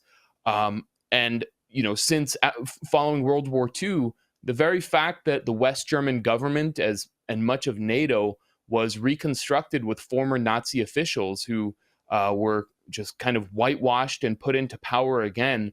And so Germany, as it's entered a recession and is on the decline, is now punishing dissent, cracking down, and criminalizing satire as if CJ, who is obviously making fun of fascism and Nazism and drawing parallels to the current reality, the current regime, not only in Germany, but throughout the West in general, as if he's an actual Nazi. So it's a similar phenomenon that we see with Roger Waters, who has been the subject of a smear campaign accusing him of promoting fascism for performing for donning clothing that makes fun, that also satirizes Nazism and fascism, and he's being smeared and called a fascist by the very same governments who again are supporting fascism in Ukraine. Even Lula da Silva, the Brazilian president, has now his justice minister has threatened to arrest Roger Waters if he does that during his performance. So there's so many ironies to this prosecution, but we're just going to have to see where it goes. Yeah, I saw Roger Waters on tour just a few weeks ago. I saw him in Portugal, and yes, he puts on sort of faux Nazi outfits, but he's been doing that for decades. It's a part of Pink Floyd's history to talk about these fascist regimes, and he's playing a character, and it is not satire, but he's explaining, he's showing what these leaders do to people. He's vehemently anti-war, anti-fascist, anti-Nazi, and so the fact that they just don't get it was unbelievable. But even beyond that, it's crazy because a number of sources have told me, and they haven't gone public with this yet, but outspoken journalists who are not German citizens but who live in Germany have received similar letters, basically, threatening to have them either prosecuted and or kicked out of the country for their coverage of the Ukraine war and being an outspoken anti-war voice. Like, this is what's happening in Germany. And we've seen, of course, stories and reports of actual German journalists who've been in Ukraine covering the war and who've also received similar letters. Really, really troubling times in Germany, no? Yeah, absolutely. I mean, these are really the hallmarks of fascism, I think, of cracking down on dissent, where you can't tolerate free speech, create ideas being shared that go against the edicts of the regime. And again, Germany is free falling. The German economy is in recession. It's just going down, where the Western sort of liberal democracy that has been the model is being discredited in Germany. Maybe nowhere more than Germany, and all at the behest of Brussels and Washington. So it's not like Germany is actually benefiting from this. Maybe a few at the top, but all of this, to use Germany as a battering ram against Russia. But remember, it's the authorities don't want us to think that it's the system or the leadership that's the problem, but it's a guy who's writing essays and poking fun at the regime. That's the guy who has to be punished. Right, or the Pink Floyd musician is the one that needs to be punished. Unbelievable. Dan Cohen, thank you for this report. Thank you for this interview. Thank you. Thanks, Dan. And people are pointing out in the chat, Anna Lipp is one of the German journalists who received those letters from the prosecution in Germany. Just awful. Let us know. There's a bunch of Germans watching right now in the chat. Go ahead, Philip. Well, I wonder if you were to go to Germany, would they slap you with a letter like for this show because of it? Just even for airing that, like even for just airing that interview. Yeah. Like, does that make it? Let's find out. No, I'm just joking. What? I'm saying no. Well, I mean, we don't live there. That's the thing. It's like these people who live there and who are, residents or citizens, who've gotten they're not German, but they've gotten, well, now they are because they've gotten their citizenship or they're residents of, and, they speak out against the war. Clayton looked into whether or not he could get a German passport through descent, but he was too many generations removed, and now you're glad you didn't. Yeah, seriously, they come after me. What were you going to say, Philip? Oh, I was going to ask, does Roger Waters live in Germany? No, I don't think so. No, but because he was performing there, Yeah. he had his big show. But yeah, I mean, just they threatened to boycott or to ban his show, and then they relented at the end. So Yeah. Anyway, It feels increasingly like nowhere is safe for thought anymore. But we're going to talk to Russell Brand coming up here about how we sort of navigate the landmines of, free speech, free thought, how we continue to stand for that without becoming increasingly a cranky beast like me. Mm-hmm. You said, to oh yeah, us. I'm sorry. No, You're not a cranky beast, darling. not unlike you. You're Come a on. ray of sunshine. You are my sunshine. Yes. Yes. I am not a cranky beast. A beacon of light. At this moment. Okay. But first, we want to tell you about our friends over at Phoenix Capital, because with banks collapsing and the turbulent state of the stock market, millions of Americans have watched their retirement savings disappear. So we want to show you a unique investment opportunity that is not only protecting retirement savings, but investors are seeing consistent yields and growth. Phoenix Capital Group is offering high-value U.S. oil and gas investment through their corporate bonds. It's a way for people to invest in energy assets and diversify their portfolio with yield ranges from 8 to 12 APY, paid monthly with different qualifications and maturity dates. Phoenix Capital Group is a tech-led energy company owning to some of the lucrative basins across America. Investor capital, along with their own capital, goes towards positive oil and gas projects. They have also had the chance of offering significantly lower interest rates and paying the difference to middlemen, but decided to break the mold and build stronger investments directly to investors. That's 8 to 12 APY corporate bonds. That's higher than CDs or annuities, often more than double the typical yields. So if you're looking for an alternative investment with sizable yields and monthly payment options, we highly recommend checking out Phoenix Capital Group's bond offerings. You can learn more by downloading their free investor guide today at phxonredacted.com. That's phxonredacted.com. Let them know that you heard it from us. Once again, that's phxonredacted.com. Well, our guest today is Russell Brand. He is the host of the eponymously titled show, Russell Brand Show, fellow Rumbler, live streamer on Rumble, often suppressed and banished on YouTube, just like us. Hand slapped, bitch slapped, whatever else you want to say. Truth seeker. Russell Brand is joining us today, and there's been I think maybe a dominant suggestion for a guest among our audience members. When will you have Russell on the show? Yeah. We've finally made it happen. Russell, welcome to Redacted. So great to have you here. Thank you so much for the invitation, and thank you both for having me. Yes. We share in common the fact that we have to navigate the, what do we call them? Gatekeepers. the roadmap of censorship. So we wanted to talk to you about that today because, it feels awful a lot of times when we get our hands slapped by certain media powers. So how do you navigate that and in the increasing world of censorship? In a way, as has frequently been the case historically with censorship, it can help you to reframe the discourse and establish in groups and, sadly, out groups. I feel that when you know that you have to be careful about what you're saying, there's a kind of an intimate argot that can be established between you and the audience, that they can recognize that you are using euphemism, slang, inference. They also recognize that censorship, generally speaking, is an indication of an agenda.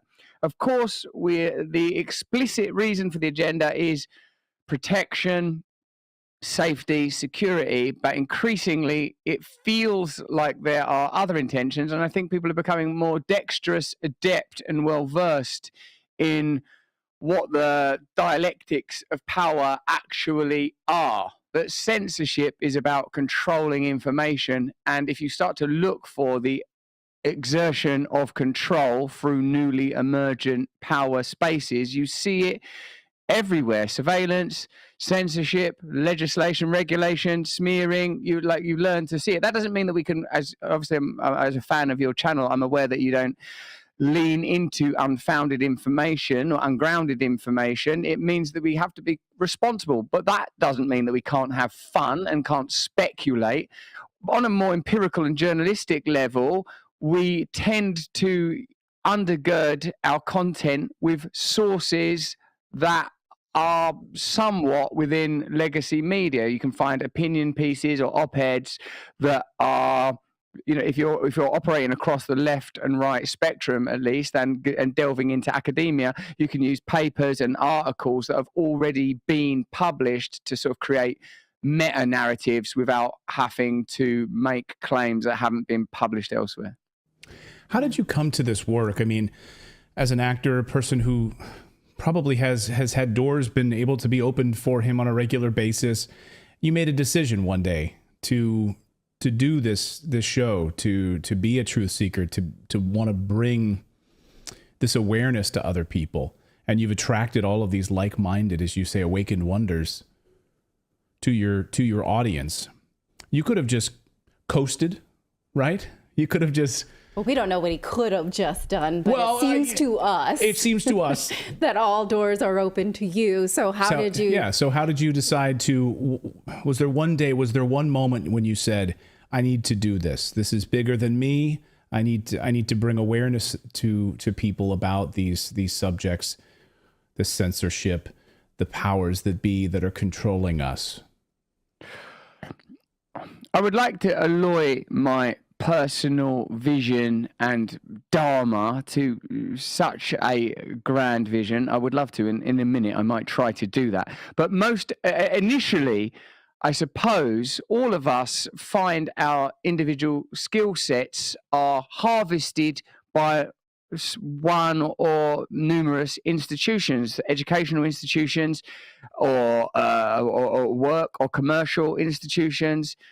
In a way, getting into the entertainment industry seems natural if you have artistic or creative tendencies, which could equate to having an inquiring mind. So it seems like a natural thing to if you find performance enjoyable. I used to say, like earlier, before the path had become this way for me, I used to say that I felt like really motivated, by egotism and sort of personal validation and those kind of things, like, enjoying attention, but also that I was very committed to comedy and what I do as a creator or an artist, if you'll forgive that rather grandiose word. So I had both sides, like I felt like I had a lot of integrity as a performer, and I performed stand-up comedy for a long, long time without getting paid for it, as most stand-up comedians do. You do unpaid spots for a long while you learn your craft, and personally, I wasn't very good at it for a while, so I failed a lot. And but I kept doing it because I really, really believed in it. I really, really believed in it, and I really, really wanted it. So because I was fortunate enough to have a career in show business, should we call it, I was able to experience what the fulfillment of that particular dream is like. This is what it's like if you become a celebrity. This is what it's like to be famous and have that attention and the red carpets and the popping flash bulbs and the adulation and everything that one assumes comes with it. Within me, though, throughout, even prior to experiencing it, I had a sense, and I don't know where this sense comes from, Natalie, Clayton, but that it was not gonna be fulfilling, that it was not gonna be nourishing. And then when, of course, it wasn't, I started to feel something quite profound, a kind of distaste for myself, I suppose, and a distaste for my circumstances. So while I didn't make a definite decision to not continue to actively pursue show business, circumstances dictated as well. It's a very sort of capricious business. You could be really, really hot in that business for a minute and then sort of not really. And I guess that happened to me, to be honest. And but like throughout it, I didn't really feel especially engaged, except for some of the films I did. I really liked them, and I worked with people that are super talented, and that's always amazing to be around people that are funny and smart and quick and brilliant. But I always sort of felt there's something else I want to connect to. I mean, you've similarly been through institutional media, haven't you? You've worked at like Fox or wherever, and in a way, it's sort of part of it happens for you. Many of these decisions kind of get made for you, and the technology determines, what's the point of Charles Dickens before the advent of the printing press? These things are somewhat like dictated by technological advancement. But I always felt that what I wanted to do was speak as directly to people as I possibly could and listen to people, which our form of media really permits. It allows you necessary humility. It allows you to continually recognize that I don't know very much. In fact, what I do know is negligible, and collectively we understand a lot more. And this is what's led to the sort of polarity between technocracy, the idea that a cadre of experts should be in control, and an emergent, somewhat amorphous and complex populism. And I feel that the latter is what we need to harness and direct in order to create new power models. But the former is what the establishment obviously wants to maintain and double down on by legitimizing centralized authoritarianism. Yeah. May I follow up on that? Go ahead.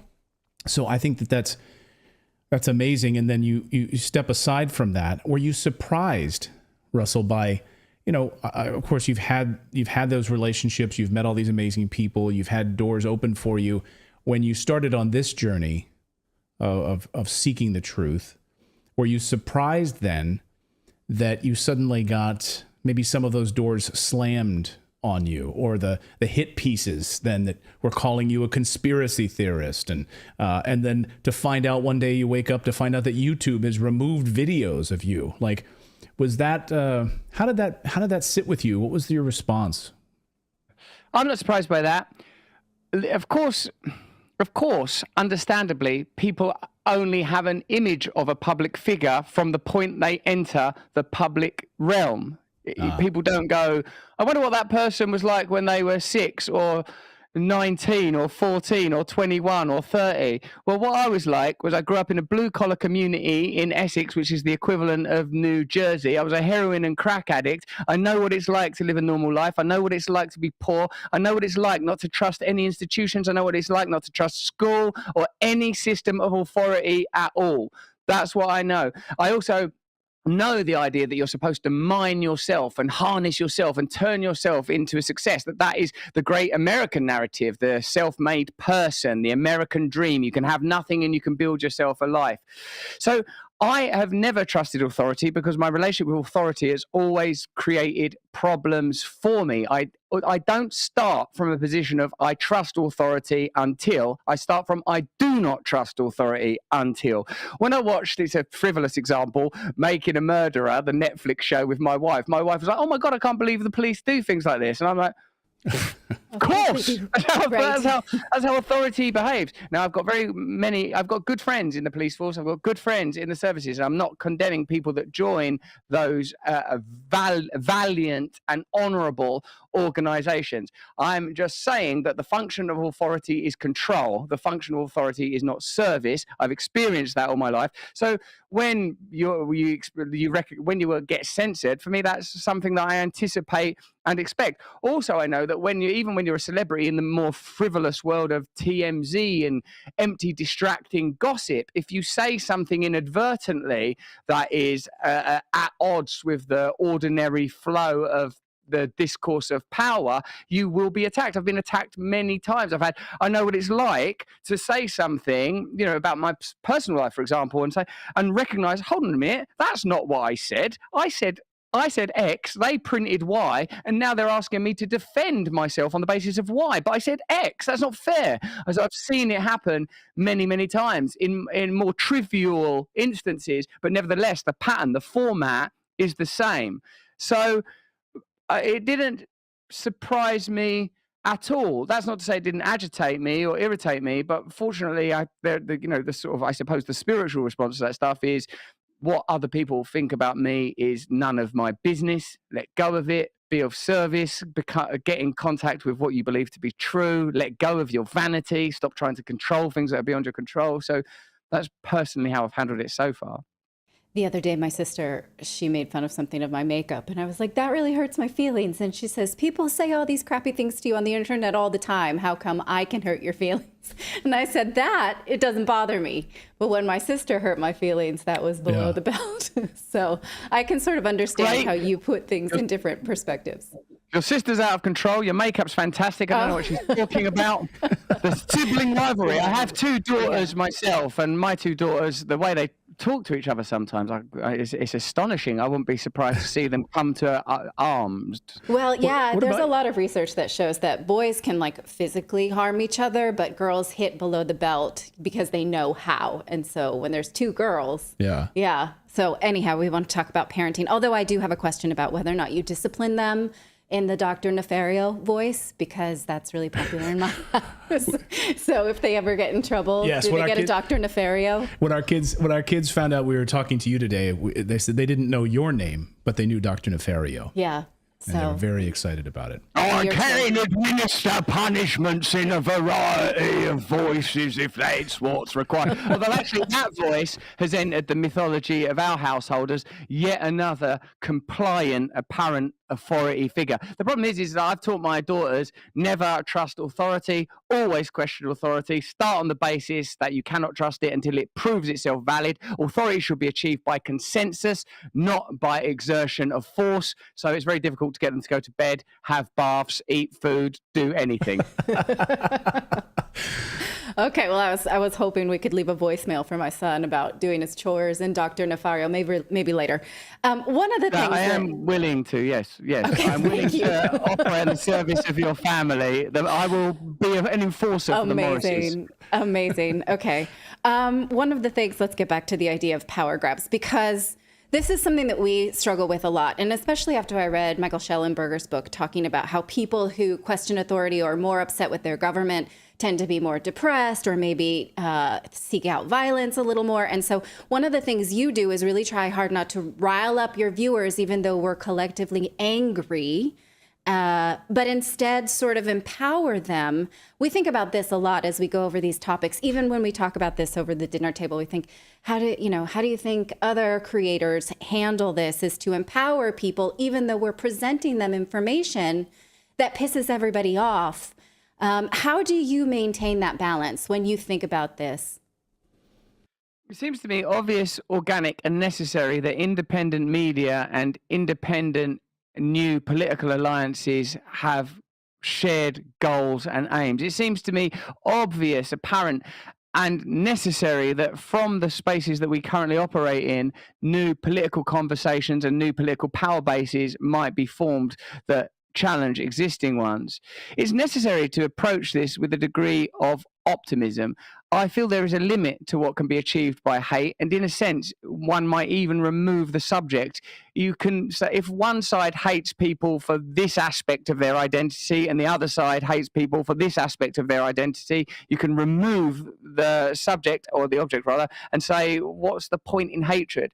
I feel like that we almost have to be grateful to the systems that have preceded the forthcoming changes, thank people for establishing economic and media models that were useful to get us to this point, and now move forward to what appears to be trying to be born. This, I don't think, can be done with endless cynicism. Sometimes I do find it difficult to do yet another story about how there's corruption in the Democrat Party that's evidently traceable to their funding model, or pledges that were made prior to an election opposed to legislation offered subsequent to it.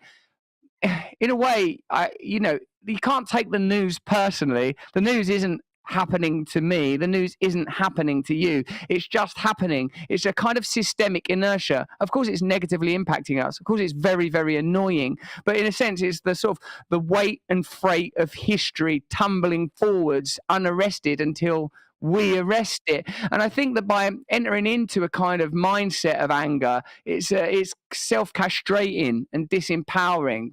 I once participated in our country. Jeremy Corbyn's rise was precipitated by a kind of dismay around homogenized neoliberal bipartisan politics, comparable, I suppose, to the political model in your own country. And I was at a rally once. This was before Corbyn became the leader of the left-wing Labour Party in our country, although it is a sort of, broadly speaking, has become a homogenized and centralist party, and is again subsequent to Corbyn's tenure. And like at the rally, it was outside the Houses of Parliament, held on Parliament Green, Parliament Square, as rallies often are of this nature.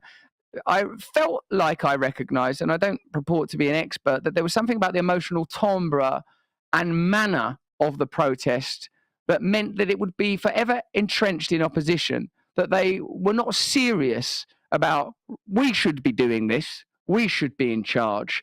The way they were behaving was like, that's power, power's always going to be like this, and we are just going to shout at it. And I feel like that's the accepted dynamic, almost like in a, and forgive this, don't draw anything from this inference, in a bad marriage. In a successful marriage, both sides are cooperating, recognizing what their roles are, and a kind of symbiosis, syntheses can achieve from the thesis and antithesis. In a dynamic like ours, the oppositionism, I sometimes feel, has no goal towards power, has no real goal towards change. It has almost a rhetorical goal. And as the requirements become more diverse and more complex, as it becomes necessary for groups that support single issues around race or identity, or even organizing the workforce or traditional religious values, it seems that new alliances are going to be formed. And in order to do that, I think we have to have a different type of conversation around how power might look. I recognize what you're saying, Natalie, that it's not easy to remain free from despondency, but it's necessary to. It's necessary to. Yeah. I think that's powerful to say that it's not happening to you, because, there'll be nights where we're, oh my God, we're going to literally cover another way in which a government has somehow manipulated us into getting a vaccine, or another document has been uncovered that shows how nefarious they actually were, and it's not happening to us. Given that, are there days where there are any stories that scare you, that you say, when you look at the 100 or so stories that you want to cover, are there any that you say, I'm just going to stay away from that because it makes me uncomfortable, or it somehow scares me and I don't think I can cover it, or there's something that you maybe heretofore haven't covered yet, and you maybe would like to, but you don't feel like you've arrived at it yet, maybe spiritually, mentally. I don't know, maybe the right word to describe it. Like, you don't. I think we struggle all with that. I'm just curious if you go through that. Sometimes it seems tactical. I'm always very flattered when people say that I seem fearless. I've had people say that about me, and I'm flattered by that. But I do experience fear. I'm a recovering drug addict, and fear plays a significant role in my psyche, in my active addiction, and the acknowledgement and awareness of fear is a significant part of my recovery. sometimes there are stories that make you recognize that there is power out there, that there are people whose message or words or even connections and personal history are detrimental to the agenda of, let's call them establishment elites. I think we all sort of have a broad sense of what we mean by that. And when you observe how easily they can be dismissed, imprisoned, smeared, killed, potentially even, I feel like, because look, we work in media. So sometimes it's easy to, and that's why I said that point about it's necessary for this to become a kind of activist movement, a very democratic, open, inclusive, representative one. I mean to say representative of all the views, from very traditional to very progressive. But sometimes I just feel like, we're just talking about this stuff. Like I'm a parent, so I've go home and I've got children. You're parents, you've got children. You sort of all day, the WHO have passed this and they're lobbying to do that. Wait a minute, they're using the Espionage Act against Trump. Hang on a minute, what's in those documents? Why are you focusing on Trump? Then you go home and it's just like, right, listen. And you fold the towels. Yeah, you fold towels and you're stuck in traffic. And like, one of my kids is struggling at school, or you have issues. Like, you can't live at the level of trying to bring down a globalist conspiracy that's a corporatizing globalist plutocracy. That's not what we do on a sort of a daily basis. So I suppose that's sometimes what I find difficult is like we're not just talking this stuff, while I said earlier it's not happening to you, it is actually happening though. It is real. And in your real life, it's sort of like Bill Hicks used to say, you turn on the news and it's like war, famine, death, murder, and you look out your window, it's like, where's this stuff happening, man? So it's difficult to tie it together. I do feel frightened. Of course I do. It's because you realize that a marker of we've already, as you mentioned in this interview, have been subject to some smearing. We all know that it's not about misinformation and disinformation. It's about information that's potentially harmful to the interests of the powerful. We can see that. Like, look, let's take a very, very broad example. The measures undertaken during the pandemic were undergirded by the idea that human life is sacred and we have to go to any length to protect one another. What a beautiful premise. How else do you see that premise? And just to reiterate, all human life is sacred and we should protect one another. That's the premise of lockdowns, masks, medications, because it's not just about you, other people. How else does that paradigm play out in the financial world, in the organization of our resources, in the geopolitical conflicts ongoing in the war, in the droning of foreign countries? How else do you say it doesn't, does it? They use a different idea. What is the idea that you see play out elsewhere?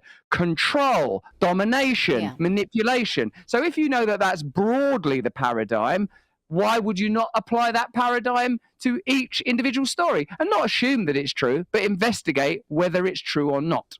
Right. Under these Trojan horses of diversity or safety or whatever it is now that we're using, these entryway terms that become power grabs. And for me, I feel like I research these stories and then I present them and they can boil and continue to boil. And then what's reduced at the end in the saucepan tends to be negativity. And I have to fight that because then I realize I'm looking at anything like, I don't know, a government document. And I'm like, that's bullshit. That's bullshit. Everything is, it's all a part of a corrupt system. And I'm mad all the time. And I feel like we have a responsibility to not leave people with negativity. And that's something I think about a lot. And so I just wonder if that's something that you think about as well as a responsibility. Well, and you have like one of my heroes, a person who's really changed my life, Eckhart Tolle. I know you've studied his work and have had Eckhart on your show. And so we are human beings. We are spiritual beings having a human experience. So we're here amidst this chaos. How do we navigate it where we're not consumed by it and overwhelmed by it, but we can sit calmly with it, maybe sort of noticing it. In your quiet time, how are you grappling with these things? In my quiet time, I'm trying not to grapple with those things. I love God and I love human beings, and I aspire to love everyone. I fail because I have preferences. I have aversions. I would prefer everyone in the world just said I was terrific and loved me all the time, and that doesn't seem to be reality. What I aspire to is a personal awakening where I can see clearly that underneath apparent separation, there is a unitive experience, that love is that unity felt viscerally. My sense of love towards my children, to people that I've just met, strangers, people that I can form affinities with almost instantly, is based on a deep truth. We have more in common with one another than we have that divides us. And the things that we have in common are extremely important. That is why the system, let's call it, works so hard to keep us divided and full of hate. They want us afraid. They want us full of hate. And when I say they, I mean institutional interests, not individuals. I'm not 14 years old. So we have an obligation to ensure that we have good spiritual hygiene, that we look after ourselves, that we do our best to remedy the errors of the past, that we have an optimistic and hopeful vision of the future. So I am frightened, and I do feel despair and despondency, and there are moments I feel like, giving up.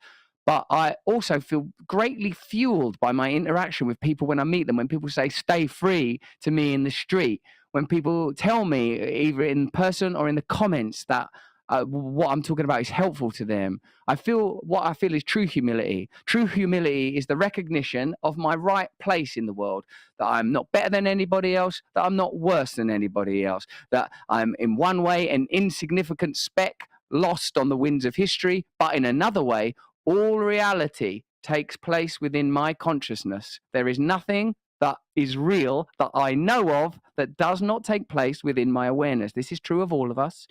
So we are caught in a very beautiful and powerful paradox, and we have to acknowledge that our relationship with ourselves is not nothing. It's like, oh, well, it's all well and good, all that spiritual hippie stuff. That's not going to get the baby bathed. Yes, it does. That is the resource that organizes reality, is your personal consciousness. The decisions that you make, the choices that you make, the choice that you make to treat other people lovingly is a valuable and important choice. Doesn't mean you have to hold yourself to a perfect standard and you're not going to slip up and make mistakes. You're human beings. You've got primal urges. You've got trauma. You've got distraction. We're trying to do this not in a natural environment, the environment we were evolved to live in, but in something between a farmyard, a zoo, and a prison. We're livestock. So how do we awaken in our cages? There has to be an individual personal awakening as a component for any kind of communal or systemic change. Well, you've been so kind with your time. Russell, you've got a big show coming up here, so we want to be respectful of your time. We should mention that your show is Stay Free with Russell Brand, which is live every weekday on Rumble at 12 Eastern Time, 5 London Time. And it's been our great honor, great pleasure to have you here. It's been a real treat. It's been a real treat getting to know you and connect with you. Yeah. And I think, about a year and a half ago, we started to notice that we were having overlapping viewers on our dashboard. And we thought, oh, that's very validating that, things that you are saying are resonating with our audience too. And so from one independent creator to another, we just want to say that we feel a lot of solidarity with your show, and it's absolutely our honor to share the platform with you. Thank you. We feel the same way over here. We watch your work, we enjoy your work, we admire your bravery. Thank you very much, Mr. and Mrs. Morris. What is the name of the child that needs the Dr. Nefario message? Oh, it would specifically be Miles and Ava. Eve doesn't know, or the baby doesn't know as much. She's too little, she don't care. Miles, Ava, will you please obey the familial model? Listen to your parents. Do whatever's necessary and required of you. Some authority is reliable. And if you don't learn it by listening to me now, you'll learn it on the end of a fart gun. Thank you so much. I was thinking, under what circumstances would we use this? That's my favorite line. Can you record it? Yeah, that is a good line. And also, while I'm here with you, Morrises, could I say that we have a festival in the UK between the 14th and 17th of July, Community, that Wim Hof and Vandana Shiva are speaking at. It'll be a magnificent event. I'd like to invite you. If you guys want to come, you can, of course, attend free if you're ready for a camping festival with 3 children. God help you. And my comedy special, Brandemic, where I talk about the 3 years of the pandemic, is available on Moment, and we'll post a link somewhere for you for that. It's my stand-up special, Brandemic. Thank you. Well, thank you so much, Russell. Really appreciate the time, and continued on doing what you're doing. It's amazing. It's amazing work, and you're a beacon of light for folks like us. So we really mean that. Thanks, Clayton. I appreciate that. It's really kind of both of you. Cheers. Much love to you. All right. Thank you, guys. Bye now. Okay. Okay. Well, that was exciting. And be sure to check out Russell Brand's new comedy special on Moment. We'll put the link below. You may have already seen it. And I really appreciate the idea of using sort of comedy and spirituality to rise above the negativity. Because I know I can feel after a week of doing this show like a cranky beast. And so it really helps to think about like doing this for a higher purpose rather than just, we never, for you, our audience, want to just rile you up for clickbait or piss you off so you come back. We have to be here for a shared good, which is just raising the collective of everybody, the collective living experience. Well, and I think when we know that the mainstream media will not share the stories that we share and what he shares, there's a sense of purpose about that to be able to cover these things. I did want to ask him, we ran out of time, but the idea of comedy, because in some ways it can be like an elixir, and it can be. How come you didn't tell him you were New York's funniest reporter, 2013? I wouldn't bring that up. Didn't want to brag. I want to talk about my comedy chops. No. I was waiting for you to tell him that you have comedy cred too. Yeah. No, but using comedy is like a bit of an elixir, it sort of in some ways helps navigate that. So when you can do a difficult story, you can add that humor to it. It almost in some ways allows you to have that separation. So it was great to have Russell on the show. And thank you for all of your kind feedback while Russell was here. We really appreciate it. So again, his show, Stay Free with Russell Brand, live weekdays every day at 12 Eastern time. So thanks to Russell. And thanks to all of you for being a part of our community here on Redacted and supporting independent media. Again, if you'd like to support independent media, like to support Redacted, you can become a member of our VIP community by just going over to redacted.inc. And right there on the right side of your screen, you can become a community member, a Redacted Rebel, for the price of a cup of coffee once a month. You can support independent journalism and continue to support what we do here. You'll get access to early videos and interviews and live streams that we don't put out anywhere else, all there inside of our community. So thanks to all of you for supporting independent journalism. We are back Monday live at 4 p.m. Eastern time. So have a great weekend, everyone, and stay free.